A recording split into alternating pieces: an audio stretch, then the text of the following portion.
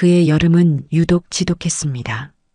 8월의 태양은 마치 이 땅의 모든 것을 바싹 태워버린 작정인 듯 아침부터 저녁까지 쉼 없이 불볕을 쏟아냈어요. 창문을 열면 숨이 턱 막히는 뜨거운 바람이 훅 밀려 들어왔고 닫으면 닫은 대로 온 집안이 거대한 찜통으로 변해버리는 날들의 연속이었습니다. 거실에 놓인 낡은 선풍기만이 쉴 새 없이 고개를 저으며 제 역할을 해보려 애썼지만 그것이 뿜어내는 바람은 미지근한 입김에 불과했죠. 저는 등줄기를 타고 흐르는 땀을 손등으로 훔치며 거실 바닥에 대자로 뻗어 헐떡이는 손주 녀석을 안쓰럽게 내려다보았습니다. 7살 배기 우빈이는 아픈 데는 한 군데도 없이 건강했지만 유독 더위를 못 참는 아이였어요. 아이의 하얀 얼굴은 토마토처럼 새빨갛게 익어 있었고 얇은 반소매, 옷은 땀으로 축축하게 젖어 몸에 착 달라붙어 있었죠. 이 녀석은 연신 덥다, 더워를 외치며 바닥을 뒹굴었습니다. 제가 옆에 앉아 부채질을 해주자 우빈이는 힘겹게 몸을 일으키고는 저를 올려다보며 말했어요. 할머니 나 녹아서 아이스크림 될 것 같아. 너무 더워. 목소리마저 더위에 지쳐 있었습니다. 저는 얼른 찬물에 적신 수건을 가져와 아이의 이마와 목덜미를 닦아주었습니다. 하지만 그것도 잠시뿐 수건의 냉기는 금세 공기 중의 열기에 스며들어 사라져버렸어요. 우빈이는 이제 거의 울상이 되어 제 옷자락을 붙잡고 매달렸습니다. 할머니, 에어컨 틀어주면 안 돼? 응? 나 이대로 있으면 정말 녹아버릴 거야. 그 말을 듣는 순간 가슴이 철렁 내려앉았습니다. 며느리인 미리, 그러니까 우빈이 엄마의 서슬 퍼런 얼굴이 눈앞에 어른거렸기 때문이에요. 미리는 에어컨을 세상에서 제일 아까워하는 사람이었습니다. 전기세가 무섭다는 이유를 댔지만 그보다는 저 늙은이가 편하게 지내는 꼴을 못 보겠다는 신보가 더 크다는 것을 저는 알고 있었죠. 멀쩡한 아이에게 에어컨 바람을 쐬게 했다는 것을 알게 되는 날에는 무슨 끔찍한 소리를 듣게 될지를 보듯 훤했습니다. 우빈아, 조금만 참자. 할머니가 시원한 수박 꺼내줄게. 응? 저는 애써 아이를 달래보려 했지만 소용없었습니다. 우빈이는 고개를 좌우로 흔들며 아이의 울음을 터뜨리기 시작했어요. 싫어. 수박도 더워. 덥단 말이야. 으앙. 할머니 미워. 아이가 서럽게 우는 모습을 보니 며느리에 대한 공포심도 잠시 잊게 되더군요. 제 아무리 무서운 며느리라 한들 눈앞에서 땀으로 목욕하며 고통스러워하는 손주보다 더 중요할 수는 없었습니다. 저는 결국 자리에서 일어났습니다. 그래, 딱 1시간만. 미리가 퇴근하기 전에 끄면 괜찮을 거야. 아이가 이렇게 힘들어하는데 이 정도는 할머니로서 해줄 수 있는 일 아니겠어요. 저는 벽에 걸린 에어컨 리모컨을 집어들었습니다. 제 평생 아들 내외의 허락 없이 에어컨을 켜보는 것은 처음 있는 일이었습니다. 잠시 망설이는 제 등 뒤로 우빈이의 울음 섞인 칭얼거림이 다시 들려왔고 저는 눈을 질끈 감고 전원 버튼을 눌렀습니다. 딱 1시간만이다. 그 이상은 안 돼. 위잉하는 소리와 함께 에어컨 날개가 열리고 곧이어 제 얼굴 위로 기적처럼 시원한 바람이 쏟아져 내렸습니다. 아, 이게 얼마 만에 느껴보는 시원함인지. 끈적끈적하게 온몸을 감싸던 불쾌한 열기가 순식간에 씻겨나가는 기분이었습니다. 바닥에 엎드려 울던 우빈이도 울음을 뚝 그치고는 에어컨 바람이 나오는 쪽을 향해 신기한 듯 고개를 들었어요. 와, 시원하다. 아이는 언제 울었냐는 듯 벌떡 일어나 두 팔을 벌리고 거실을 뛰어다니기 시작했습니다. 땀으로 젖었던 머리카락이 보송보송하게 마르고 새빨갛게 익었던 얼굴에도 금세 제 색이 돌아왔어요. 저는 그 모습을 보며 안도의 한숨을 내쉬었습니다. 그래, 켜길 잘했어. 저렇게 좋아하는데. 우리는 그 1시간 동안 정말 즐겁게 놀았습니다.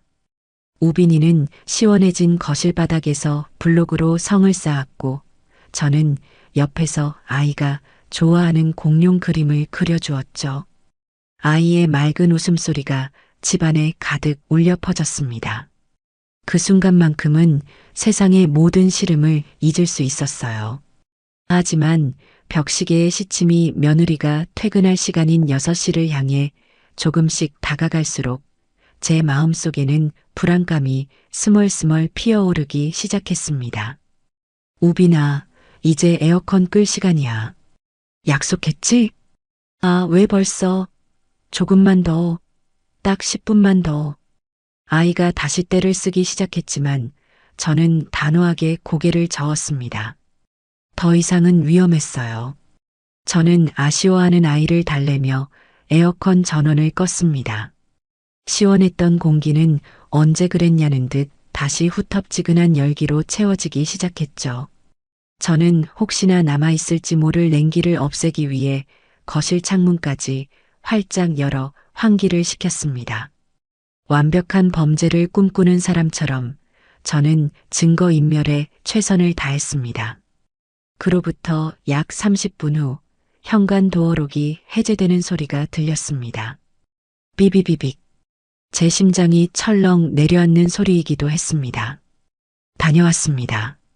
가시가 돋친 듯 날카로운 며느리 이미리의 목소리였습니다. 저는 아무렇지 않은 척 현관으로 나가 미리를 맞이했습니다. 그래, 어서 와라. 밖이 많이 덥지? 미리는 제 인사는 들은 척도 하지 않고 인상을 찌푸리며 집안 공기를 한번 킁킁 맞는 듯 했습니다. 그녀의 예민한 코는 아직 사라지지 않은 미세한 냉기를 감지한 모양이었어요. 그녀의 눈이 저를 향했습니다. 그 눈에는 의심의 빛이 가득했죠. 어머니, 혹시 에어컨 트셨어요? 아니, 안 틀었다. 저도 모르게 거짓말이 튀어나왔습니다. 하지만 그 순간 거실에서 놀던 우빈이가 갑자기 크게 기침을 했습니다. 콜록, 콜록. 마치 신호탄 같았어요. 미리의 눈이 매섭게 빛나며 기침하는 우빈이와 저를 번갈아 쏘아보았습니다. 방금 전까지 멀쩡하게 잘 놀던 아이였습니다. 하지만 갑자기 서늘한 곳에 있다가 더운 공기를 쐰 탓인지 아이의 목이 칼칼해진 모양이었어요. 미리는 그 기침 소리를 놓치지 않았습니다. 거짓말 마세요. 집안 공기가 아직 서늘하잖아요. 거봐요. 제가 이럴 줄 알았어. 어머니 때문에 멀쩡하던 애가 감기 걸렸잖아요. 아니다. 그게 아니고. 뭐가 아니에요. 당신 아들이 지금 기침하는 거 안 들리세요? 기어이 애를 아프게 만드셔야 속이 시원하세요?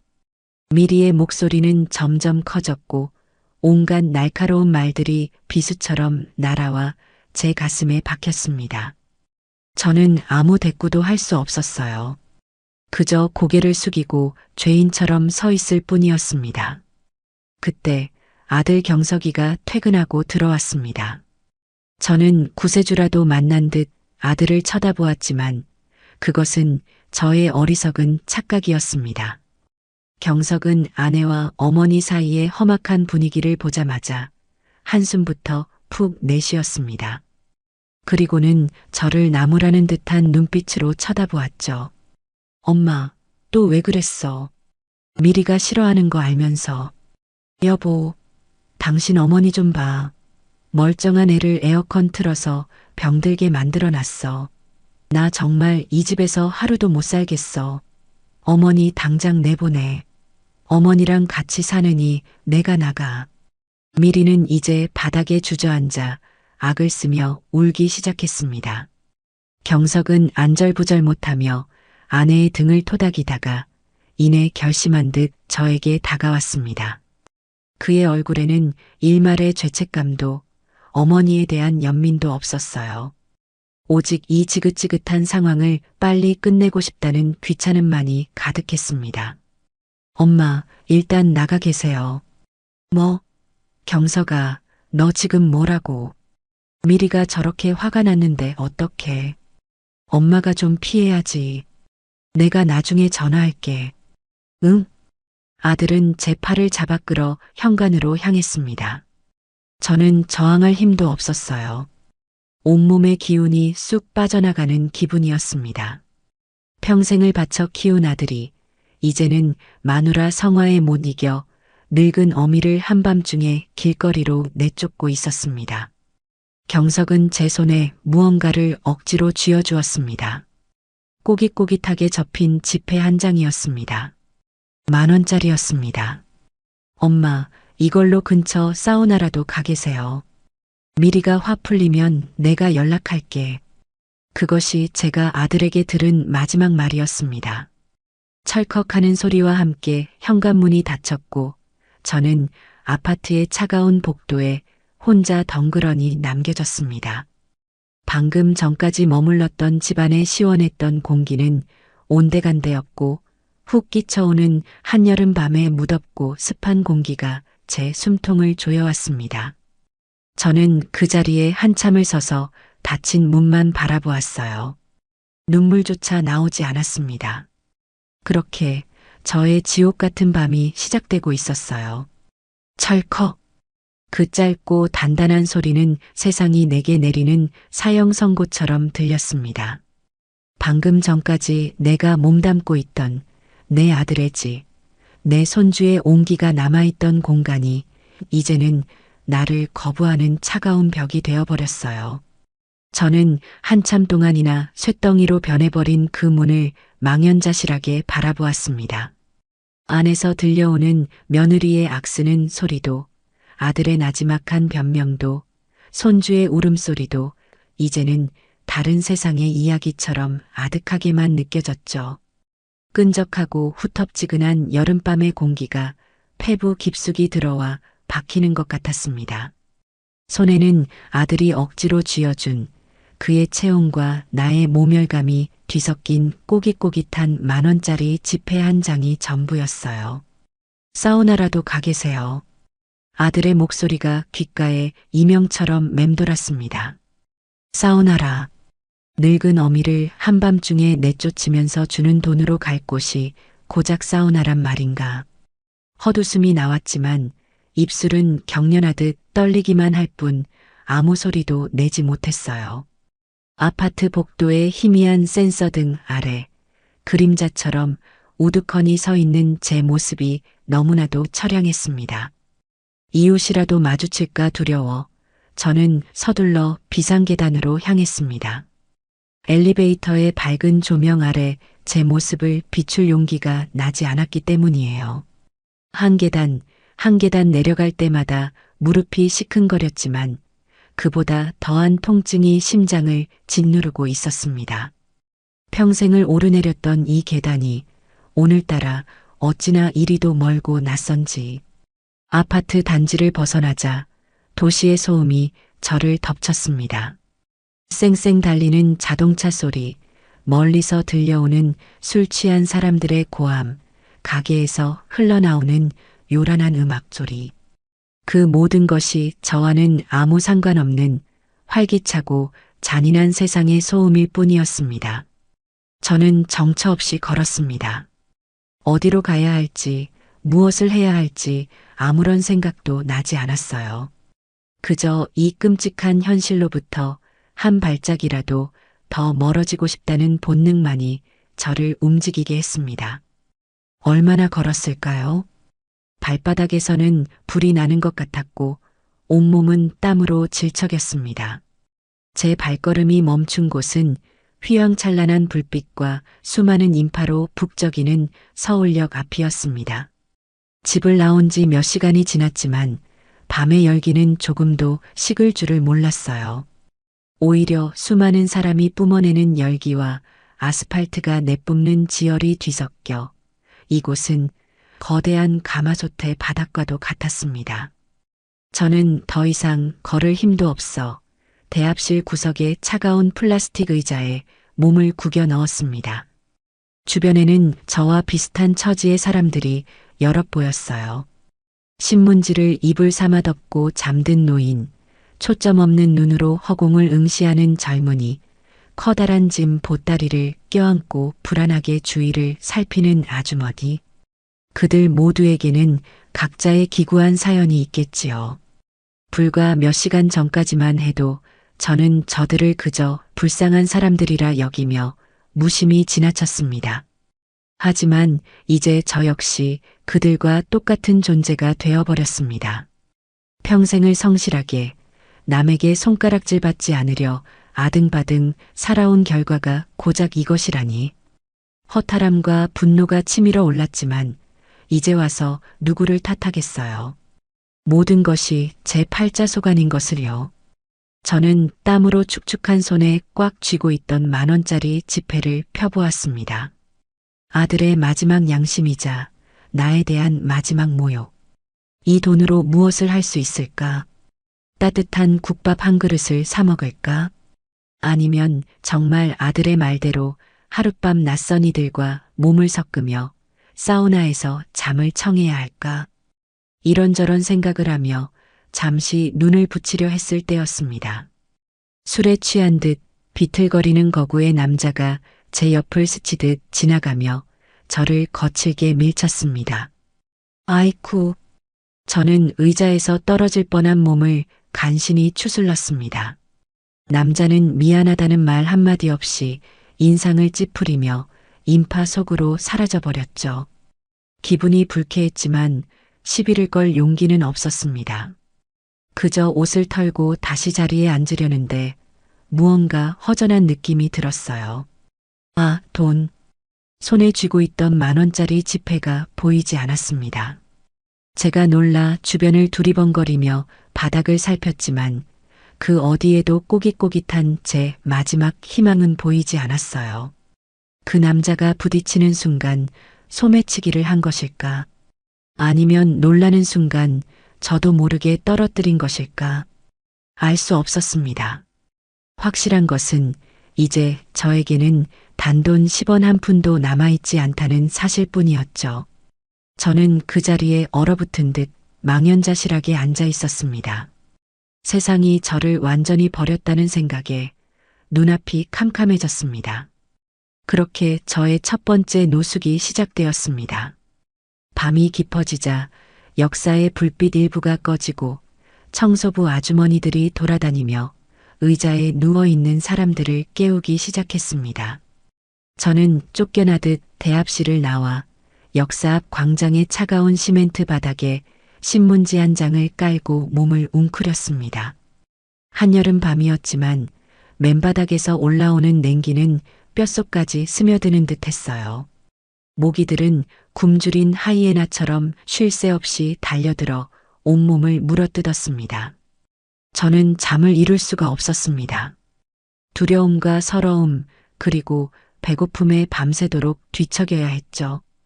다음 날 아침 눈을 떴을 때 가장 먼저 저를 반긴 것은 어김없이 내리쬐는 폭염과 지독한 허기였습니다. 어제 저녁부터 아무것도 먹지 못했으니 위장이 쓰려오기 시작했어요. 저는 비틀거리는 몸을 이끌고 공중 화장실로 가 수돗물로 배를 채웠습니다. 거울에 비친 제 모습은 영락없는 늙고 초라한 노숙자였습니다. 며칠 감지 못한 머리는 기름져 떡이 져 있었고 얼굴은 땀과 먼지로 얼룩져 있었죠. 옷에서는 퀴퀴한 냄새가 풍겼습니다. 지나가는 사람들은 저를 벌레 보듯 힐끗거리며 피했습니다. 그들의 경멸 어린 시선은 칼날이 되어 제 심장을 후벼 팠습니다. 저는 무작정 걸었습니다.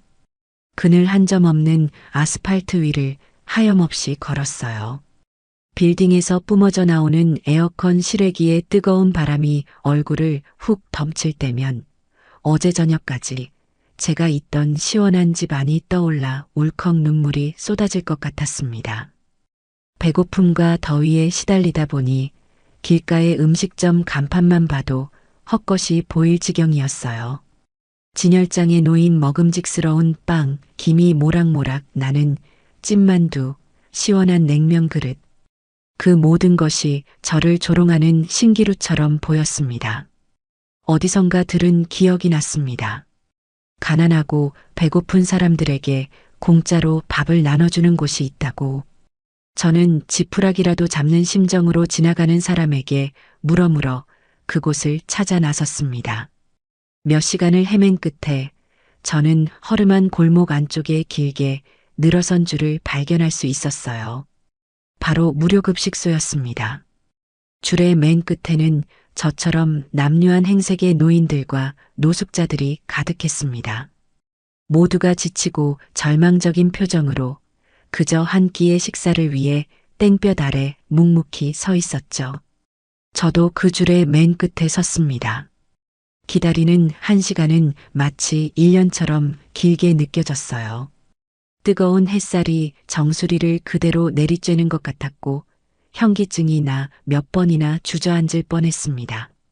마침내 제 차례가 되어 식판을 받아들었을 때 저는 거의 울음을 터뜨릴 뻔했어요. 식판 위에는 멀건 된장국과 누렇게 변색된 김치, 그리고 보리알이 섞인 밥 한 덩이가 전부였습니다. 하지만 지금 저에게는 세상 그 어떤 진수성찬보다도 귀한 음식이었습니다. 저는 급식소 구석에 쭈그리고 앉아 허겁지겁 밥을 입에 밀어 넣었습니다. 모래알을 씹는 것처럼 아무 맛도 느껴지지 않았지만 그저 살아야 한다는 일념 하나로 꾸역꾸역 음식을 삼켰어요. 한참을 그렇게 먹고 있는데 저도 모르게 눈물이 식판 위로 툭툭 떨어졌습니다.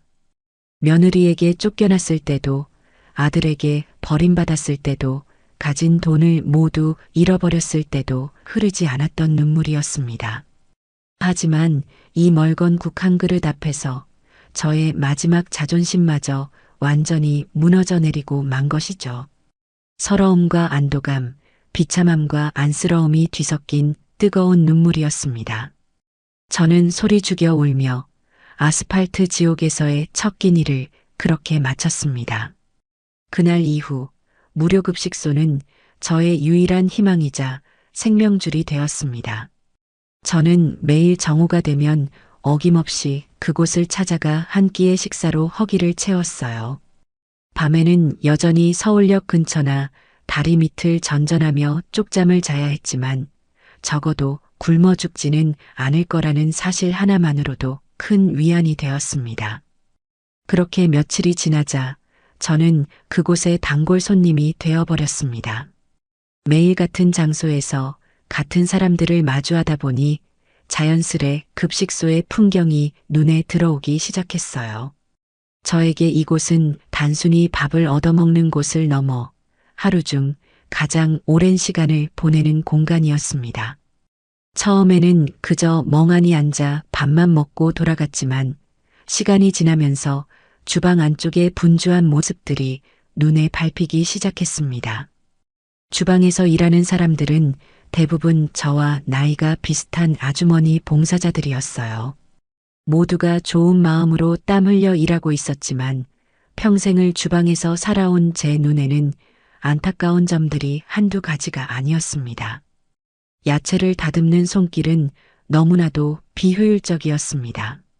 멀쩡히 먹을 수 있는 부분을 너무 많이 잘라내 버리거나 무채를 썰어도 그 굵기가 제각각이라 볼품이 없었죠. 양념을 하는 모습은 더 가관이었습니다. 그저 커다란 통에 고춧가루와 소금, 간장을 들이붓고 되는 대로 버무리는 수준이었어요. 그러니 매일 나오는 반찬이 맛이 없을 수밖에요. 국은 또 어떻고요. 그저 맹물에 된장만 푼 듯 아무런 깊은 맛도 느껴지지 않았습니다. 아이고, 저 물을 저렇게 썰면 어떡하나. 저렇게 말고 칼을 비스듬히 눕혀서 썰어야 식감이 좋은데. 된장만 풀 게 아니라 멸치라도 몇 마리 넣고 푹 끓여내면 국물 맛이 훨씬 살아날 텐데. 저도 모르게 속으로 계속 훈수를 두고 있었습니다. 제 손이 근질거렸어요. 당장이라도 달려가서 이렇게 하는 거라고 이게 더 맛있다고 알려주고 싶었지만 밥이나 얻어먹는 처지에 주제넘은 짓이라 생각하여 꾹 참았습니다. 하지만 한번 눈에 들어오기 시작한 주방의 모습은 제 머릿속을 떠나지 않았습니다. 그곳은 저에게 단순한 구호의 장소가 아니라 다시금 제 존재 가치를 증명하고 싶은 욕망을 불러일으키는 공간이 되어가고 있었죠. 그러던 어느 날이었습니다. 그날도 어김없이 배식을 기다리고 있는데 급식소 게시판에 작은 종이 한 장이 붙어 있는 것을 보았습니다. 가까이 다가가 보니 삐뚤빼뚤한 글씨로 이렇게 쓰여 있었어요. 주방 보조 구함 식사 제공, 무구. 그 짧은 문장이 제 심장을 뛰게 만들었습니다. 무구. 돈은 한 푼도 받을 수 없는 자리였습니다. 하지만 식사 제공이라는 네 글자가 제게는 그 어떤 월급보다도 더 큰 의미로 다가왔어요. 매일 땡볕 아래서 1시간 넘게 줄을 서지 않아도 밥을 먹을 수 있다는 것. 그리고 무엇보다 제가 그토록 다시 서고 싶었던 주방에서 일을 할 수 있다는 사실이 저를 끌어당겼습니다. 물론 망설임도 있었습니다. 늙고 병든 노숙자. 그런 저를 누가 받아줄까? 괜히 나섰다가 망신만 당하고 쫓겨나는 것은 아닐까? 하지만 이대로 매일같이 밥만 얻어먹으며 무기력하게 늙어가는 것은 더는 견딜 수 없었어요. 이것은 저에게 마지막 기회일지도 모릅니다. 잃어버린 제 인생을, 제 존엄성을 되찾을 수 있는 유일한 동아줄일지도 몰라요. 저는 결심했습니다. 배식이 모두 끝나고 사람들이 썰물처럼 빠져나간 뒤 저는 조심스럽게 주방 안으로 들어갔습니다. 주방은 전쟁터처럼 어수선했어요. 설거지통에는 식판이 산더미처럼 쌓여 있었고 바닥은 음식물 찌꺼기로 지저분했습니다. 봉사자들은 모두 지친 기색이 역력했죠. 저는 그 중에서 이곳의 책임자로 보이는 인상 좋은 아주머니에게 다가갔습니다. 그녀는 정숙 씨라고 불리는 급식소의 소장이었습니다. 저 소장님, 드릴 말씀이 있어서요. 제 목소리는 저도 모르게 기어들어가고 있었습니다. 정숙 씨는 저를 위아래로 한번 훑어보더니 귀찮다는 듯 물었어요. 무슨 일이신데요? 밥 더 달라는 거면 안 됩니다. 아닙니다. 그게 아니라 저기 붙은 구인 공고를 보고 왔습니다. 제 말에 정숙 씨의 눈이 동그래졌습니다. 그녀는 저의 남루한 행색을 다시 한번 훑어보더니 믿을 수 없다는 표정을 지었어요. 일하시겠다고요? 할머니 연세에 이런 험한 일이 괜찮으시겠어요? 돈도 안 나오는 자리인데. 괜찮습니다. 돈은 필요 없습니다. 그저 새끼 밥만 먹여주시면 됩니다. 저는 간절하게 말했습니다. 제 평생 누구에게 이렇게 간절하게 무언가를 부탁해 본 적이 있었나 싶었어요. 아들 장가 보낼 때 사돈댁에 잘 봐달라고 머리를 조아렸던 것 말고는 없었던 것 같습니다. 다른 건 몰라도 밥값은 꼭 하겠습니다. 음식 만드는 일이라면 젊었을 때부터 식당 일도 오래 했고 누구보다 잘할 수 있습니다. 제발 저에게 일할 기회를 한번 주십시오. 저의 간절한 눈빛에서 무언가를 읽은 것일까요? 정숙 씨는 한참 동안 저를 말없이 바라보더니 이내 깊은 한숨을 내쉬며 말했습니다. 알겠습니다. 그렇게까지 말씀하시는데 한번 해보세요. 대신 힘들다고 하루 만에 도망가시면 안 됩니다. 내일부터 당장 설거지부터 시작하세요. 정말 감사합니다, 소장님. 정말 감사합니다. 저는 저도 모르게 정숙 씨의 손을 덥석 잡고 몇 번이고 고개를 숙였습니다. 그녀는 제게 낡았지만 깨끗한 앞치마 하나를 건네주었습니다. 저는 그 앞치마를 받아들고는 마치 천군만마라도 얻은 듯 가슴이 벅차올랐습니다. 이것은 단순한 앞치마가 아니었어요. 거리로 내쫓긴 후 제가 처음으로 얻은 저의 자리이자 다시 시작할 수 있다는 희망의 증표였습니다. 저는 그날 밤 오랜만에 달이 밑이 아닌 급식소 구석의 작은 창고에서 잠을 청했습니다. 비록 딱딱하고 추운 바닥이었지만 제 마음은 그 어느 때보다도 따뜻하고 평온했습니다. 다음 날 새벽 저는 동이 트기도 전에 일어나 주방으로 향했습니다. 어제 받은 앞치마를 정갈하게 두르고 소매를 셔츠 걷어붙였어요. 아직 아무도 출근하지 않은 텅 빈 주방. 그 고요함 속에서 저는 오랜만에 살아있음을 느꼈습니다. 이제 이곳은 저의 새로운 일터이자 전쟁터였습니다. 제가 가장 먼저 맡은 일은 산더미처럼 쌓인 식판을 설거지하는 것이었어요. 어젯밤 봉사자들이 대충 물에만 헹궈놓고 간 것이라 밥풀과 음식물 찌꺼기가 덕지덕지 붙어 있었습니다. 보통 사람이라면 시작도 하기 전에 질려버릴 양이었지만 저는 이상하게도 힘이 솟았습니다.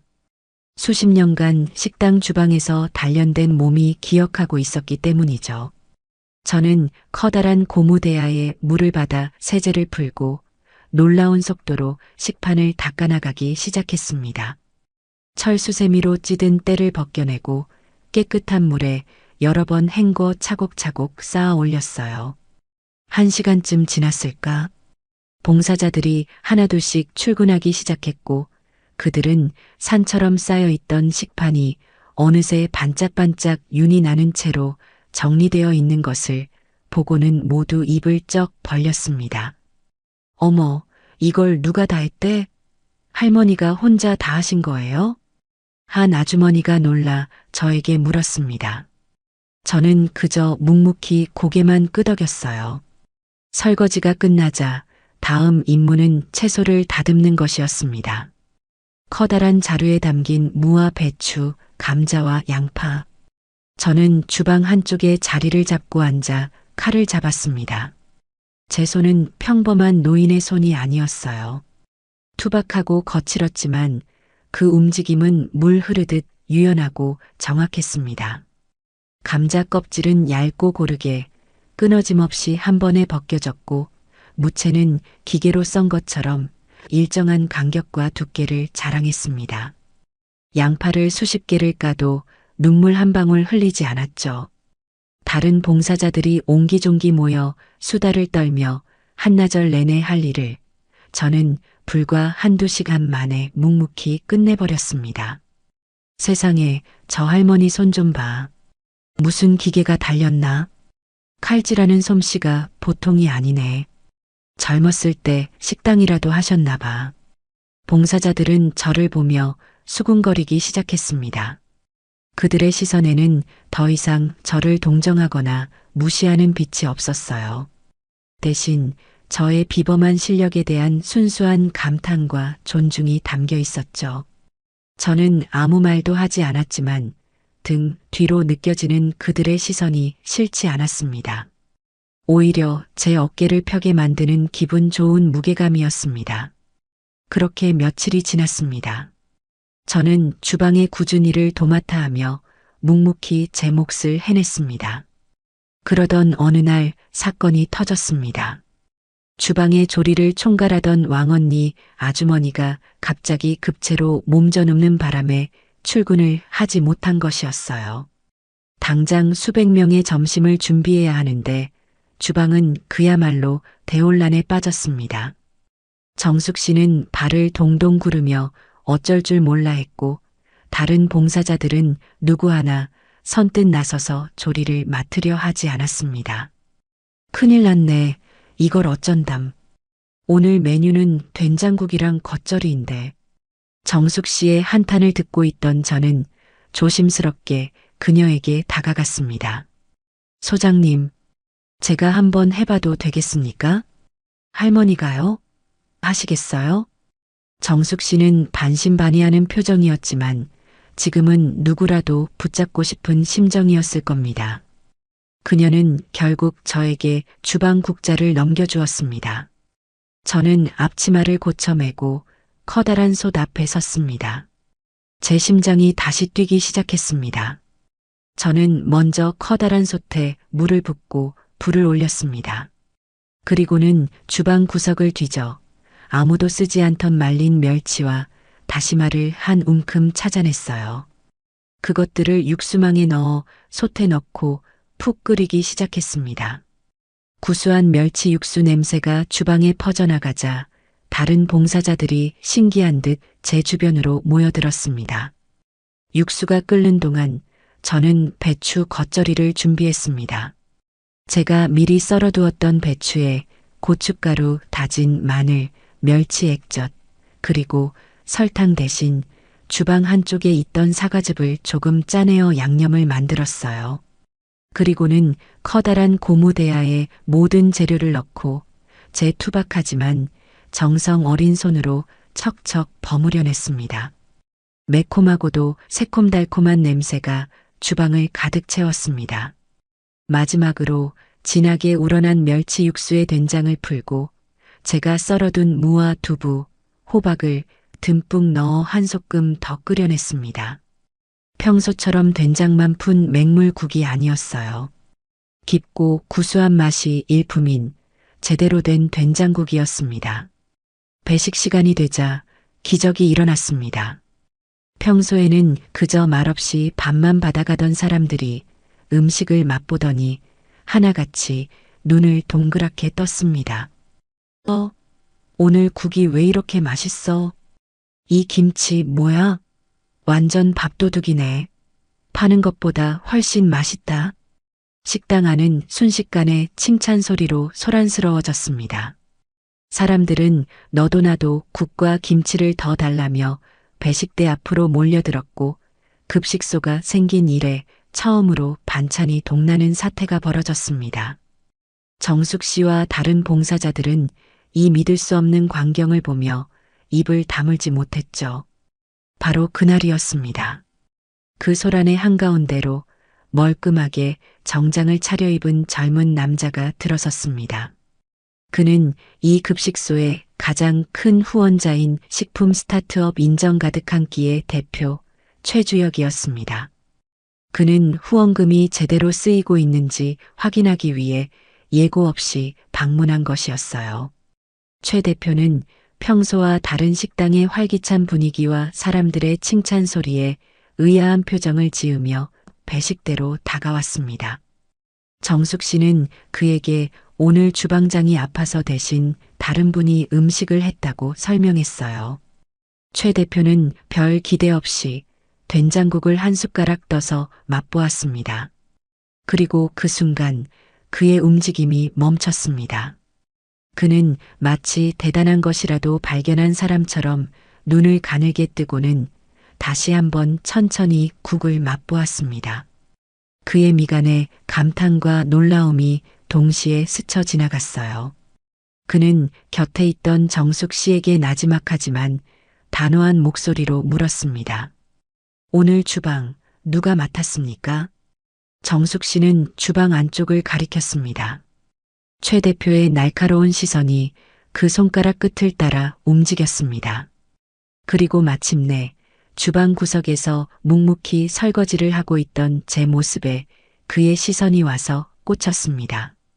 저는 제 인생이 송두리째 바뀔 운명적인 순간이 다가오고 있다는 사실을 그때는 미처 알지 못했습니다. 그날의 점심 배식은 그야말로 축제와도 같았습니다. 평소라면 횡하니 비어있을 밥솥과 반찬통이 바닥을 드러냈고 식사를 마친 사람들은 저마다 만족스러운 표정으로 오늘 정말 잘 먹었다는 인사를 건네며 급식소를 나섰습니다. 언제나 고단함에 지쳐있던 정숙 씨와 다른 봉사자, 아주머니들의 얼굴에도 오랜만에 환한 웃음꽃이 피어났죠. 그들은 제 주변으로 몰려와 제 손을 붙잡고는 할머니 덕분이에요. 정말 대단한 손맛이세요라며 칭찬을 아끼지 않았습니다. 저는 그저 어색하게 웃으며 손사래를 쳤지만 꽁꽁 얼어붙었던 가슴 한구석이 따뜻한 온기로 채워지는 것을 느꼈어요. 며느리에게 온갖 구박을 받으며 주방에 설 때와는 전혀 다른 온전한 기쁨과 보람이었습니다.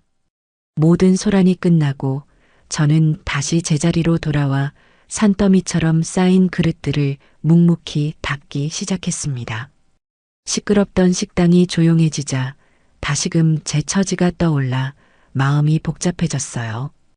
오늘 하루의 작은 성공이 과연 내일의 저를 보장해 줄 수 있을까? 이 기쁨은 그저 찰나의 신기루에 불과한 것이 아닐까? 그런 상념에 빠져 있는데 누군가 제 옆으로 다가와 서는 기척이 느껴졌습니다. 고개를 들어보니 아까 그 멀끔한 정장의 젊은 남자 최주혁 대표가 저를 가만히 내려다보고 있었습니다. 어르신. 그의 목소리는 낮고 정중했습니다. 저는 저를 부르는 것이라 생각지 못하고 다시 설거지에 집중하려 했어요. 저 같은 노숙자에게 말을 걸 리가 없다고 생각했기 때문이죠. 잠시 말씀 좀 나눌 수 있겠습니까? 김연자 어르신. 그가 제 이름을 부르는 순간 제 손이 멈칫했습니다. 제 이름을 어떻게 알았을까? 아까 정숙 씨에게 물어본 모양이었습니다.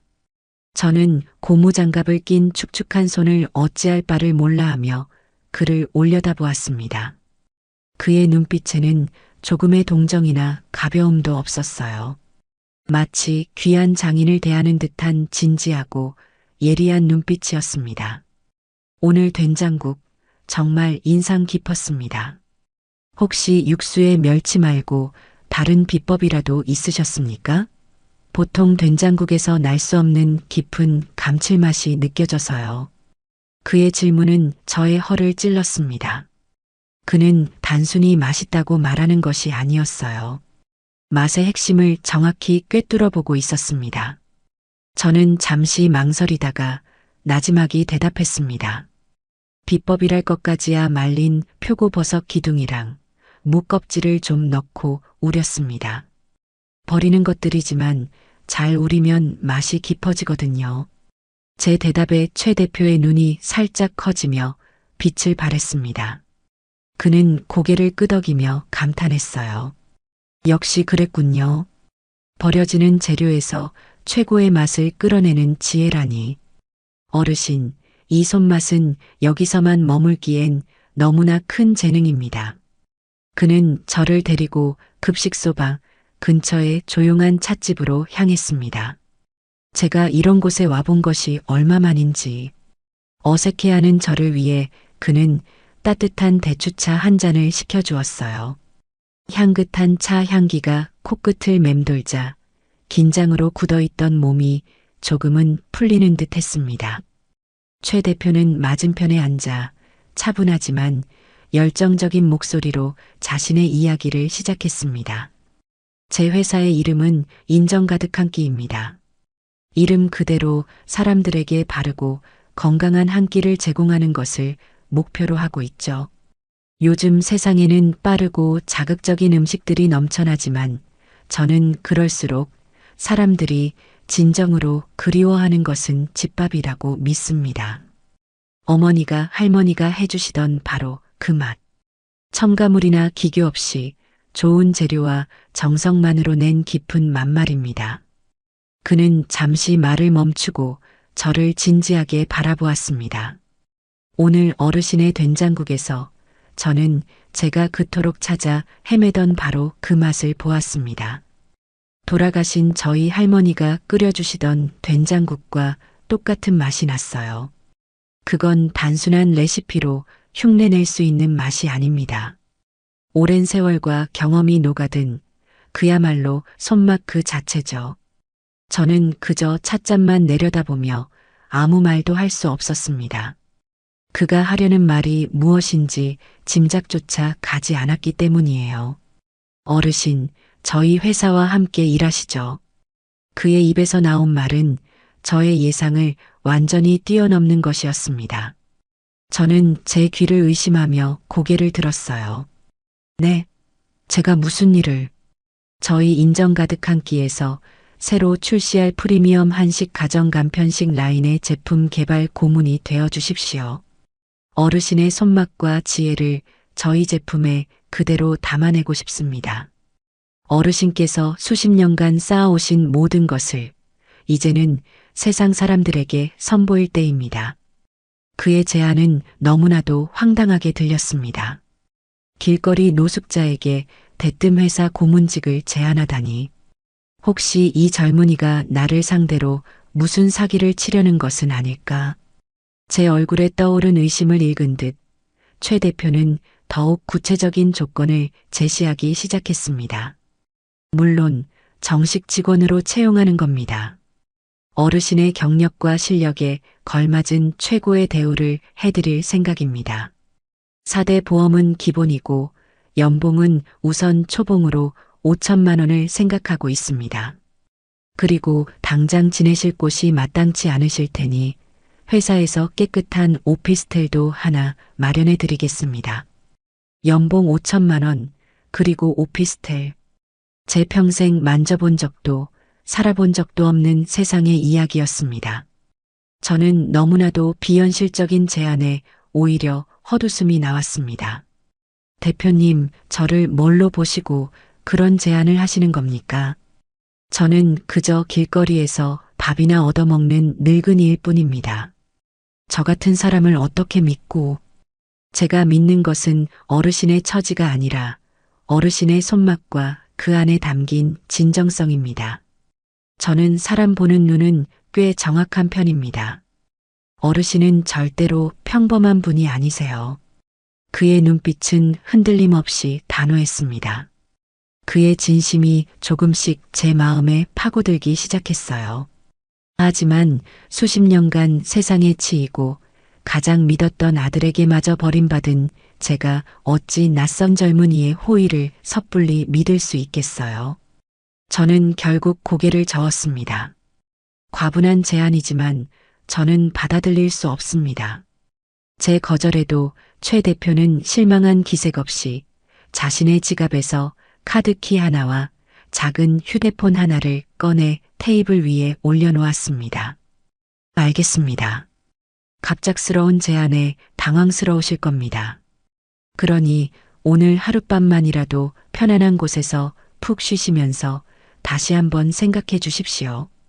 이것은 근처 비즈니스 호텔의 카드키입니다. 제가 미리 비용을 지불해 두었습니다. 그리고 이 휴대폰으로 내일 아침까지 어르신의 결정을 알려주셨으면 합니다. 만약 거절하신다면 그대로 떠나셔도 좋습니다. 절대 어르신을 귀찮게 하지 않겠습니다. 그는 자리에서 일어나 정중하게 고개를 숙여 보이고는 찻집을 나섰습니다.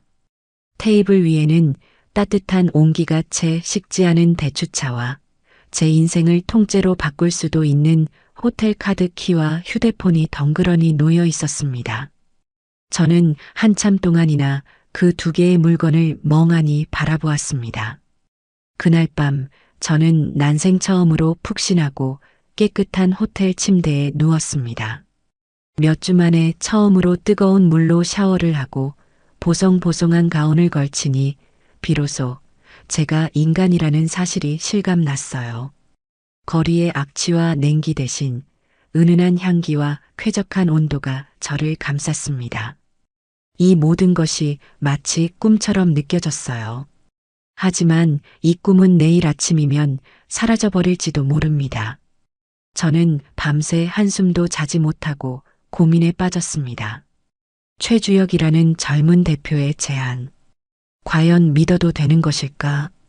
만약 그의 말이 모두 거짓이고 저를 이용하려는 속셈이라면 어떡하지? 하지만 만약 그의 말이 모두 진실이라면 이대로 그의 제안을 거절하고 다시 거리로 나간다면 저는 평생을 다리밑과 급식소를 전전하며 비참하게 생을 마감하게 될지도 모릅니다. 저에게는 더 이상 잃을 것이 없었어요. 바닥까지 떨어진 인생, 여기서 더 나빠질 것이 무엇이 있겠어요. 창밖으로 동이 트기 시작하는 것을 보며 저는 자리에서 일어났습니다. 그리고 거울 앞에 섰어요. 거울 속에는 낯선 노파가 저를 바라보고 있었습니다. 머리는 희끗희끗하고 얼굴에는 깊은 주름이 가득했지만 그 눈빛만은 아직 죽지 않았다고 제 스스로에게 말해주고 싶었습니다. 저는 제 투박하고 거친 두 손을 내려다보았습니다. 평생을 가족을 위해 그리고 손님들을 위해 음식을 만들었던 손.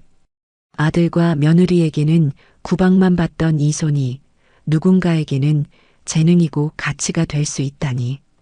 저는 결심했습니다. 이것이 사기이든 아니든 한번 부딪혀 보기로. 저는 테이블 위에 놓여 있던 휴대폰을 집어들었습니다.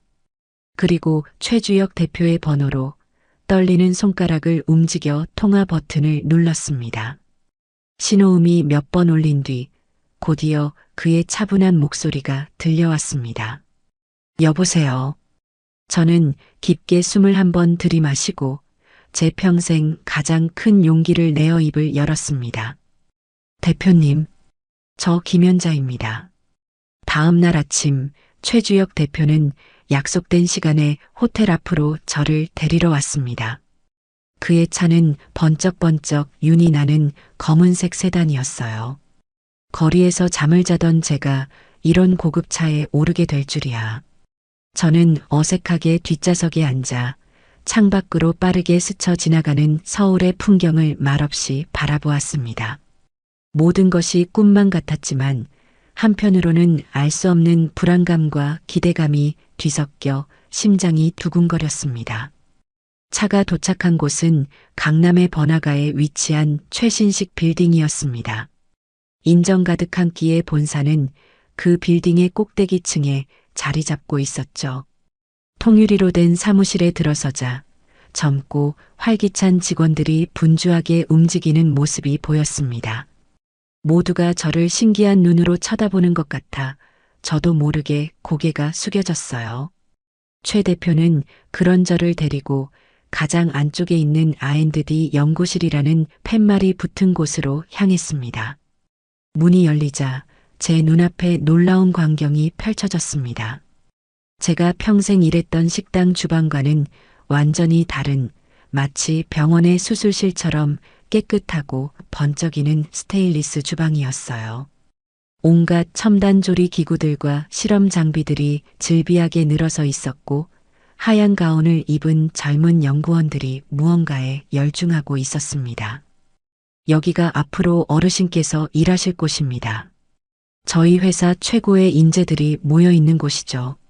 최 대표가 저를 연구원들에게 소개했습니다. 오늘부터 우리 인정 가득한 끼의 신제품 개발을 이끌어 주실 김연자 고문님이시다. 젊은 연구원들은 잠시 하던 일을 멈추고 저를 바라보며 어색하게 인사를 건넸지만 그들의 눈빛에는 노골적인 의심과 회의감이 서려 있었습니다. 아마 그들 눈에는 제가 그저 길에서 데려온 무식한 늙은이로밖에 보이지 않았을 겁니다. 특히 그 중에서도 팀장으로 보이는 안경을 쓴 젊고 오만해 보이는 남자는 콧방귀까지 뀌는 듯 했어요. 대표님, 저희는 과학적인 데이터와 레시피를 기반으로 제품을 개발합니다. 그런데 저분은 어떤 경력이? 그의 무례한 말에 최 대표의 표정이 싸늘하게 굳었습니다. 하지만 제가 먼저 나서서 그를 막았어요. 말로 싸워 이길 수는 없는 노릇이니까요. 저는 그저 묵묵히 제 실력을 보여줄 기회만을 기다렸습니다. 그 기회는 생각보다 빨리 찾아왔습니다. 최 대표는 저에게 어르신께서 가장 자신 있는 음식을 이 친구들이 보는 앞에서 한번 만들어 주시죠라고 말했습니다. 저는 잠시 생각하다가 가장 기본이 되는 김치찌개를 끓이겠다고 했습니다. 팀장은 피식 웃으며 자신들이 이미 수십 번의 테스트를 거쳐 완성한 황금 비율 김치찌개 레시피가 있다고 거들먹거렸습니다. 저는 아무 말 없이 앞치마를 둘렀습니다. 그리고는 그들이 준비해 놓은 재료들을 살폈어요. 잘 익은 김치, 돼지고기, 두부, 양파. 재료는 훌륭했습니다.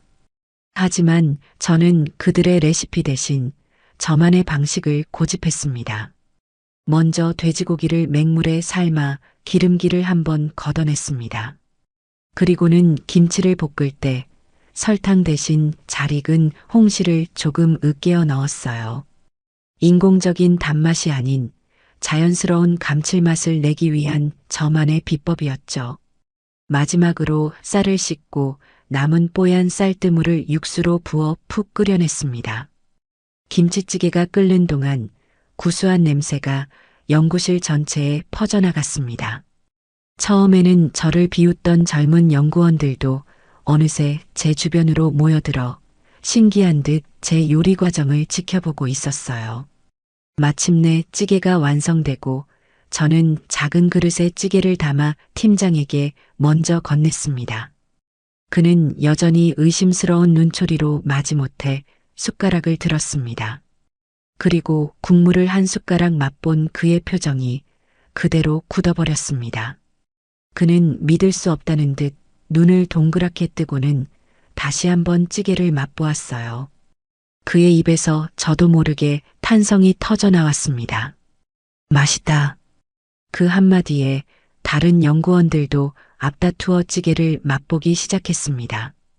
그리고는 모두가 약속이나 한 듯 감탄사를 연발했어요.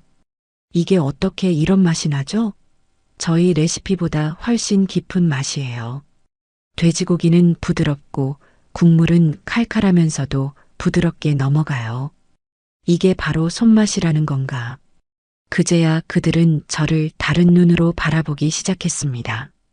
그들의 눈에는 더 이상 의심이 아닌 존경심이 담겨 있었어요. 저는 그날 말 한마디 없이 오직 음식 하나로 저의 가치를 증명해냈습니다. 그날 이후 저는 매일같이 연구실로 출근했습니다. 제 머릿속에 있던 수십 가지의 레시피들을 하나씩 꺼내놓기 시작했어요. 저는 젊은 연구원들에게 음식의 원리와 재료의 궁합을 가르쳐 주었고 그들은 저의 노하우를 과학적인 데이터로 변환하여 표준화된 레시피를 만들어 나갔습니다. 우리는 세대 차이를 넘어 오직 맛있는 음식이라는 공동의 목표를 향해 함께 나아갔습니다. 한 달 후 저는 제 이름으로 된 첫 월급을 받았습니다. 최 대표는 저를 데리고 은행에 가 제 명의로 된 통장을 만들어 주었어요.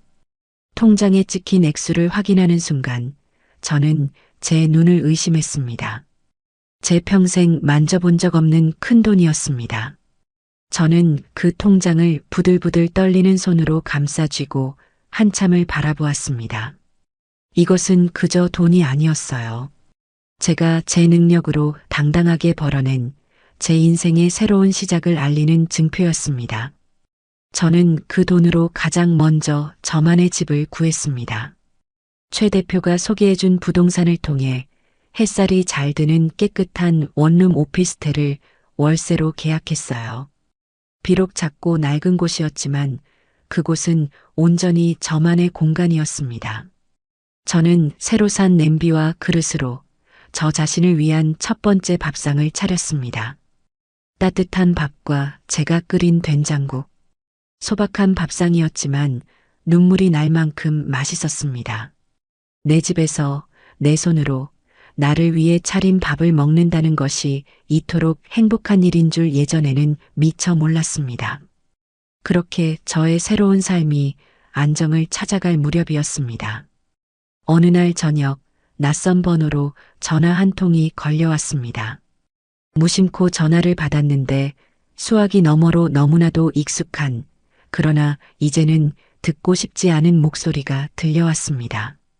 아들 경석이었습니다. 엄마, 나 경석이야. 엄마 맞아? 어떻게 제 번호를 알았는지 친척 중 누군가가 알려준 모양이었습니다. 그의 목소리는 놀라움으로 가득 차 있었어요. 아마 길거리에서 죽었을 거라 생각했던 늙은 어미가 멀쩡히 살아 전화를 받는다는 사실이 믿기지 않았을 겁니다. 그래, 나다. 무슨 일이냐? 제 목소리는 차갑게 나갔습니다. 하지만 아들은 제 냉랭한 반응은 아랑곳하지 않고 다짜고짜 본론을 꺼냈습니다. 엄마, 정말이야? 강남에 있는 큰 회사에 다닌다며? 돈도 많이 번다면서? 그래서, 아니, 다행이다 싶어서 그렇지. 사실은 말이야. 요즘 돈이 좀 부족해서 엄마가 이제 돈 좀 버니까 우리 좀 도와줘야 하지 않겠어? 저는 기가 막혀서 아무 말도 할 수가 없었습니다. 한여름 밤에 저를 매몰차게 내쫓을 때는 언제고, 이제 와서 돈이 필요하니 도와달라니. 그의 목소리에는 일말의 미안함이나 죄책감도 없었어요. 오직 뻔뻔하고 이기적인 탐욕만이 가득했습니다. 집도 더 넓은 데로 옮겨야 하는데 엄마가 5천만 원만 좀 보태줘. 응? 엄마도 아들 며느리 잘 사는 모습 봐야 좋잖아. 그 말을 듣는 순간 제 머릿속에서 무언가 툭 하고 끊어지는 소리가 났습니다. 그동안 억눌러왔던 분노와 배신감이 한꺼번에 폭발할 것 같았어요. 저는 이를 악물고 제 안의 화를 억누르며 나지막이 말했습니다. 꿈 깨라. 그리고는 더 이상 아무 대꾸도 없이 전화를 끊어버렸습니다. 수화기를 내려놓은 제 손이 부들부들 떨리고 있었어요. 그날 밤 저는 다시 잠을 이루지 못했습니다. 아들의 그 뻔뻔한 목소리가 제 귓가를 떠나지 않았습니다.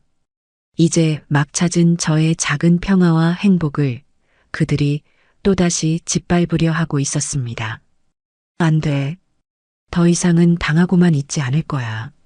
그들에게 반드시 죗값을 치르게 하리라. 복수라는 차가운 불꽃이 제 마음속에서 조용히, 그러나 그 어느 때보다도 뜨겁게 타오르기 시작했습니다. 아들과의 통화 이후 제 삶의 목표는 명확해졌습니다. 첫째는 인정 가득한 끼에서 저의 모든 것을 쏟아부어 성공하는 것, 그리고 둘째는 그 성공을 바탕으로 아들 내외에게 가장 처절하고 완벽한 복수를 선사하는 것이었죠. 제 마음속에 타오르기 시작한 복수심은 저를 더욱 강하게 만들었습니다. 저는 밤낮을 가리지 않고 신제품 개발에 몰두했습니다. 몇 달간의 노력 끝에 마침내 저의 모든 노하우가 집약된 프리미엄 한식 가정간 편식 브랜드 어머니의 손맛이 세상에 첫 선을 보였습니다. 메뉴는 김치찌개, 된장찌개, 그리고 소갈비찜. 가장 기본적이지만 그렇기에 가장 만들기 어려운 음식들이었죠. 최 대표는 제 스토리를 마케팅에 적극적으로 활용했습니다. 한평생 가족을 위해 헌신한 어머니의 손맛을 그대로 담았습니다. 라는 광고 문구는 소비자들의 마음을 움직였습니다. 어머니의 손맛은 출시되자마자 그야말로 대박을 터뜨렸습니다. 온라인 판매를 시작한 지 하루 만에 준비된 물량이 모두 동이 났고 각종 인터넷 커뮤니티와 SNS에는 제품에 대한 찬사가 쏟아졌어요. 이거 진짜 미쳤다. 그냥 식당에서 파는 김치찌개랑 차원이 다름. 진짜 우리 엄마가 끓여준 그 맛임. 조미료 맛 하나도 안 나고 너무 깔끔해요. 바쁜데 집밥 먹고 싶을 때 최고일 듯. 소갈비찜은 정말 명절에 할머니 댁 가서 먹던 그 맛이랑 똑같아서 먹다가 눈물 날 뻔했어요. 비싸도 계속 사 먹을 겁니다. 입소문은 무서운 속도로 퍼져나갔고 어머니의 손맛은 순식간에 프리미엄 간편식 시장의 최강자로 떠올랐습니다. 회사의 주가는 연일 치솟았고 인정 가득한 끼는 중소기업에서 단숨에 업계의 주목을 받는 유망 기업으로 성장했죠. 그리고 그 중심에는 바로 제가 있었습니다. 저는 더 이상 길거리의 초라한 노숙자나 급식소의 무급 봉사자가 아니었습니다. 언론에서는 저를 손맛 하나로 인생 역전에 성공한 신화적인 인물로 조명하기 시작했습니다. 각종 잡지와 방송에서 인터뷰 요청이 쇄도했고 저는 김연자 회장님이라는 새로운 이름으로 불리게 되었습니다. 최 대표는 이제 저를 단순한 직원이 아닌 회사의 가장 중요한 파트너로 대우해 주었습니다. 그는 저에게 파격적인 스톡 옵션을 부여했고 저는 인정 가득한 끼의 주요 주주가 되었습니다. 제 명의의 재산은 눈덩이처럼 불어났죠. 그는 또한 성공한 사업가에게는 그에 걸맞은 품위가 필요하다며 저의 스타일링까지 도맡았습니다. 회장님, 이제는 옷차림에도 신경을 쓰셔야 합니다. 회장님의 모습이 곧 우리 회사의 얼굴이니까요. 그는 저를 데리고 최고급 백화점으로 가 머리부터 발끝까지 저를 바꾸어 놓았습니다. 처음에는 어색하기만 했던 세련된 정장과 단정한 헤어스타일도 시간이 지나자 제 몸에 맞춘 듯 편안해졌어요. 거울 속에 비친 제 모습은 더 이상 제가 알던 김연자가 아니었습니다. 그곳에는 수십억대 자산가이자 성공한 기업의 회장인 당당하고 기품 있는 여성이 서 있었습니다. 저는 돈과 명예가 사람을 어떻게 바꾸어 놓는지 실감했습니다. 하지만 저는 변하지 않았어요. 제 투박한 손은 여전히 최고의 음식을 만들어내는 장인의 손이었고 제 마음속에는 오직 하나의 목표만이 선명하게 불타고 있었습니다. 그러던 어느 날 제 개인 비서를 통해 연락 한 통이 전달되었습니다. 아들 경석이었습니다. 제게 직접 전화를 걸 용기는 없는지 회사를 통해 연락을 해온 것이었죠. 저는 차가운 미소를 지으며 비서에게 전화를 연결하라고 지시했습니다. 무슨 일이냐? 엄마, 저 경석이에요. 잘 지내시죠? 수화기 너머로 들려오는 아들의 목소리는 지난번과는 사뭇 달랐습니다. 제 성공에 대한 소식을 이제는 확실히 알게 된 듯 그의 목소리에는 비굴한 아첨의 기운이 섞여 있었어요. 며느리인 미리도 옆에 있는지 작은 목소리로 어머니하고 애교 섞인 목소리를 내는 것이 들렸습니다. 역겨워서 속이 메스꺼웠어요. 용건것만 간단히 해라. 바쁘다. 아, 네. 다름이 아니라 엄마. 저희 이사했어요. 예전에 살던 데보다 훨씬 크고 좋은 아파트로요. 드디어 올 것이 왔구나. 저는 심장이 차갑게 식는 것을 느끼며 다음 말을 기다렸습니다. 그래서 말인데 이번 주말에 집들이를 하려고요. 엄마도 오셔서 자리를 좀 빛내주셨으면 해서요. 엄마가 이제 이렇게 유명하고 대단한 분이신데 저희 집들이에 오시면 저희 체면도 좀 서고 좋잖아요. 그들의 속셈은 너무나도 뻔했습니다. 저의 성공을 자신들의 과시용으로 이용하고 집들이 선물이라는 명목으로 거액의 돈을 뜯어내려는 것이었죠. 그리고 엄마 오실 때 두둑하게 준비해 오시는 거 잊지 마세요. 아시죠? 며느리 이미리가 전화기를 빼앗아 들고는 노골적으로 돈을 요구했습니다. 그 뻔뻔하고 탐욕스러운 목소리를 듣는 순간 제 마음속의 마지막 망설임이 사라졌습니다. 저는 가장 상냥하고 인자한 목소리를 꾸며내어 대답했습니다. 오냐 가야지. 내 아들 며느리가 좋은 집으로 이사했다는데 이 어미가 당연히 가야지. 걱정 마라. 선물도 아주 두둑하게 준비해 갈 테니. 제 대답에 전화기 너머의 두 사람은 신이 나서 어쩔 줄을 몰라 했습니다. 저는 그들의 기쁨에 찬 목소리를 들으며 조용히 전화를 끊었습니다. 그리고는 곧바로 최 대표와 회사의 법무팀장을 제 사무실로 호출했습니다. 제 앞에 나란히 선 두 사람을 보며 저는 차갑게 입을 열었습니다. 이번 주말 제 아들 내외가 집들이를 한다고 합니다. 법무팀장이 제 의도를 즉시 파악하고 물었습니다. 회장님, 드디어 때가 된 것입니까? 네. 이제 그들에게 죗값을 물을 때가 왔습니다. 계획을 시작하도록 하죠. 저의 말에 최 대표와 법무팀장의 얼굴에 비장한 미소가 떠올랐습니다.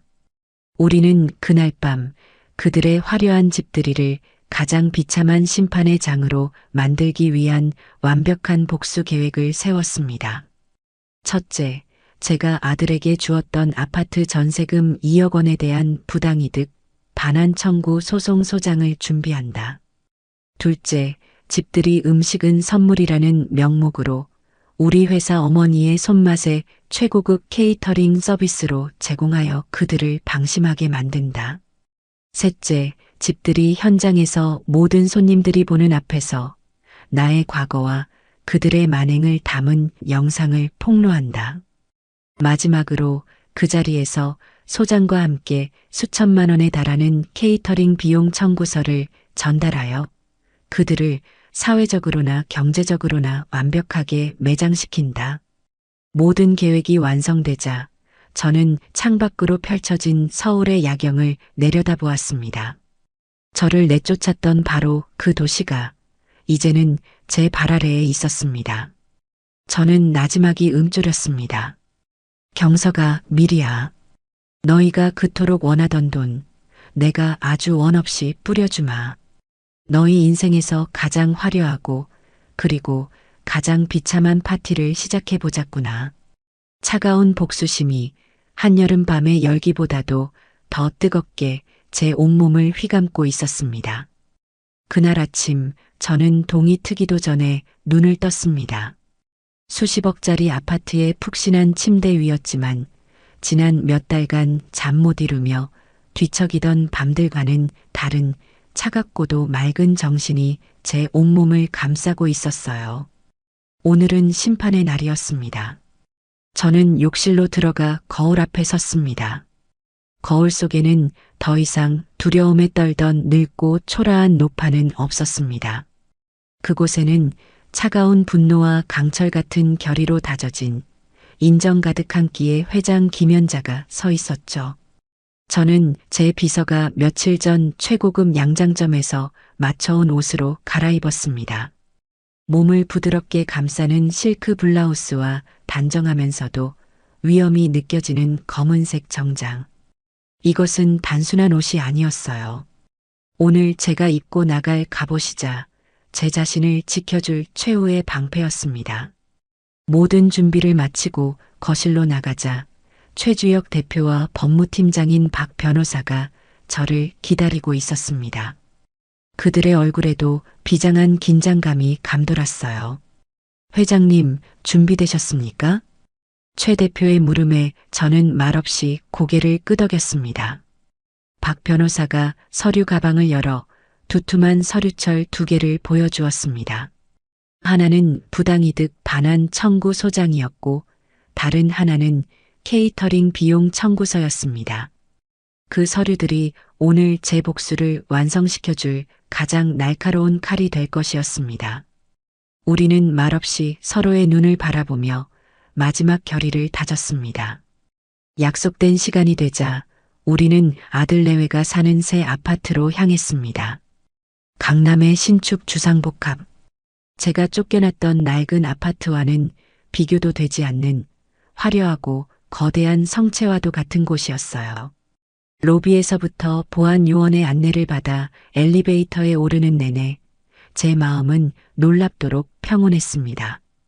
분노는 이미 차갑게 식어 이제는 오직 뚜렷한 목표의식만이 남아있을 뿐이었죠.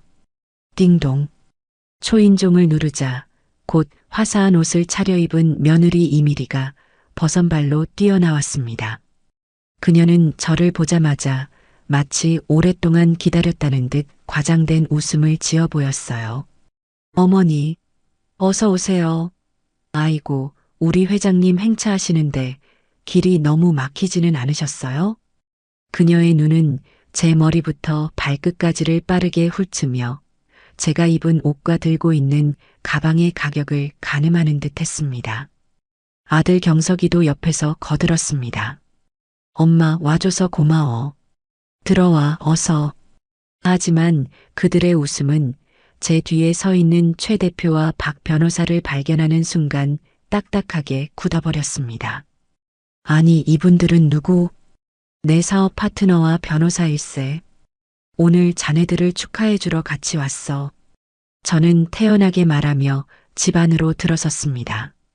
집은 그들의 허영심을 증명이라도 하듯 온갖 비싸 보이는 가구와 장식품들로 가득 차 있었어요. 이미 수십 명의 손님들이 모여 왁자지껄하게 파티를 즐기고 있었습니다.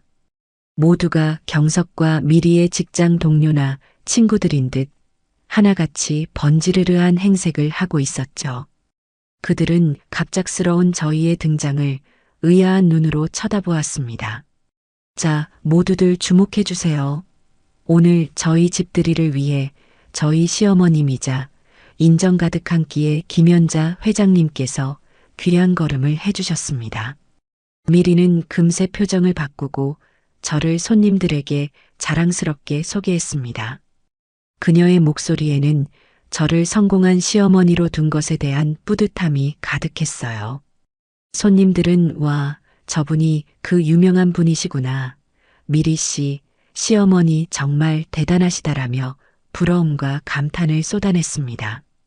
저는 그들의 찬사를 받으며 속으로 차갑게 비웃었습니다. 마음껏 즐겨두어라. 너희가 지금 누리고 있는 그 가짜는 허영과 우월감이 곧 지옥의 나락으로 떨어질 테니.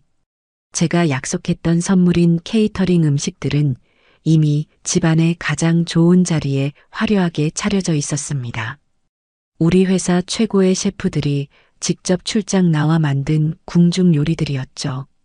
손님들은 음식을 맛보며 연신 감탄사를 터뜨렸습니다. 세상에, 이 갈비찜 맛 좀 봐. 입에서 그냥 녹네 녹아. 어느 호텔에서 주문한 거예요? 전복이며 대하까지 재료가 정말 신선하네요. 미리 씨, 오늘 돈 좀 썼나 봐? 미리와 경석은 어깨를 으쓱하며 그 모든 칭찬을 자신들이 받는 것처럼 즐기고 있었어요.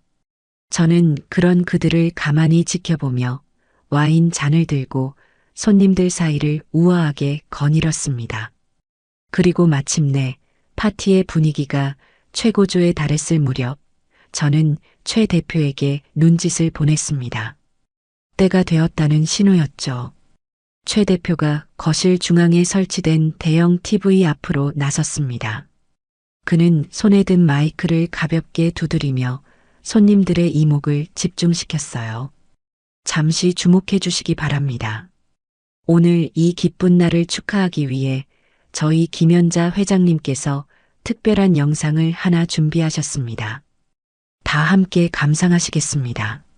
손님들은 박수를 쳤고 경석과 미리는 무슨 대단한 선물이라도 공개되는 줄 알고 기대에 찬 눈으로 화면을 바라보았습니다.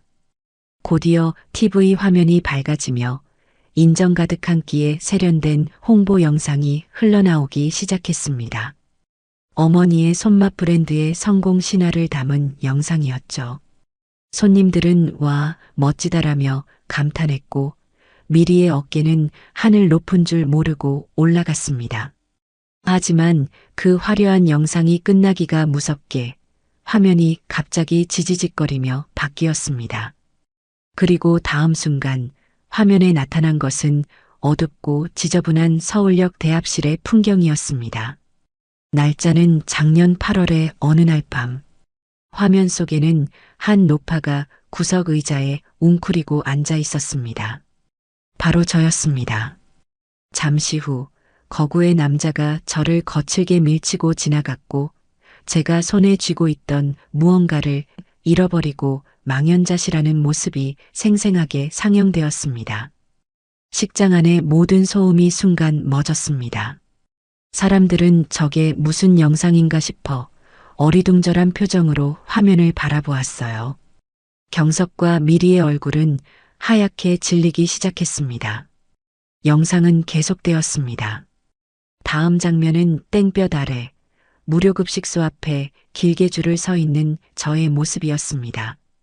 땀과 먼지로 얼룩진 얼굴, 초점 없는 눈동자, 남루한 옷차림. 누가 봐도 영락없는 노숙자의 모습이었죠. 식판에 멀건 국을 받아들고 서러운 눈물을 뚝뚝 흘리며 밥을 삼키는 제 모습이 클로즈업 되자 손님들 사이에서는 경악과 충격의 탄성이 터져 나왔습니다. 저게 뭐야? 저 할머니 회장님이랑 닮은 것 같은데? 설마 아니지? 모든 시선이 화면과 저 그리고 경석 부부에게로 번갈아 향했습니다. 경석과 미리는 이제 사색이 되어 부들부들 떨고 있었어요. 미리는 저를 향해 어머니, 지금 이게 무슨 짓이에요? 당장 끄세요. 라고 비명을 질렀지만 영상은 멈추지 않았습니다. 영상이 끝나고 집안에는 무거운 침묵만이 흘렀습니다. 그 침묵을 깨고 제가 마이크를 잡았습니다. 제 목소리는 떨림 없이 얼음장처럼 차갑게 울려 퍼졌습니다. 여러분께서 방금 보신 영상이 바로 1년 전 저의 모습입니다. 그리고 여러분께서 오늘 맛있게 드신 이 훌륭한 음식들이 바로 저 영상 속의 노숙자 노파가 만든 것입니다. 제 말이 끝나자 손님들은 아연실색했습니다. 그들의 얼굴에는 충격과 혐오감, 그리고 눈앞의 상황에 대한 불쾌감이 뒤섞여 있었어요. 저는 오늘 제 아들과 며느리에게 2가지 선물을 주려고 합니다. 제가 손짓을 하자 박 변호사가 서류철 2개를 들고 경석과 미리 앞으로 다가갔습니다. 첫 번째 선물입니다. 과거 제가 제 아들에게 내주었던 아파트 전세 자금 2억 원에 대한 부당이득 반환 청구 소송장입니다. 박 변호사가 첫 번째 서류를 경석의 손에 쥐어주었습니다. 경석은 마치 불덩이라도 만진 듯 화들짝 놀라며 그것을 떨어뜨렸어요. 그리고 2번째 선물입니다. 박 변호사는 다음 서류를 이미리에게 건넸습니다. 오늘 여러분께서 드신 이 최고급 케이터링 서비스 비용 총 3천만 원에 대한 청구서입니다. 제 의뢰인이신 김연자 회장님께서는 모든 거래는 깔끔해야 한다고 믿으십니다. 축하드립니다. 으악.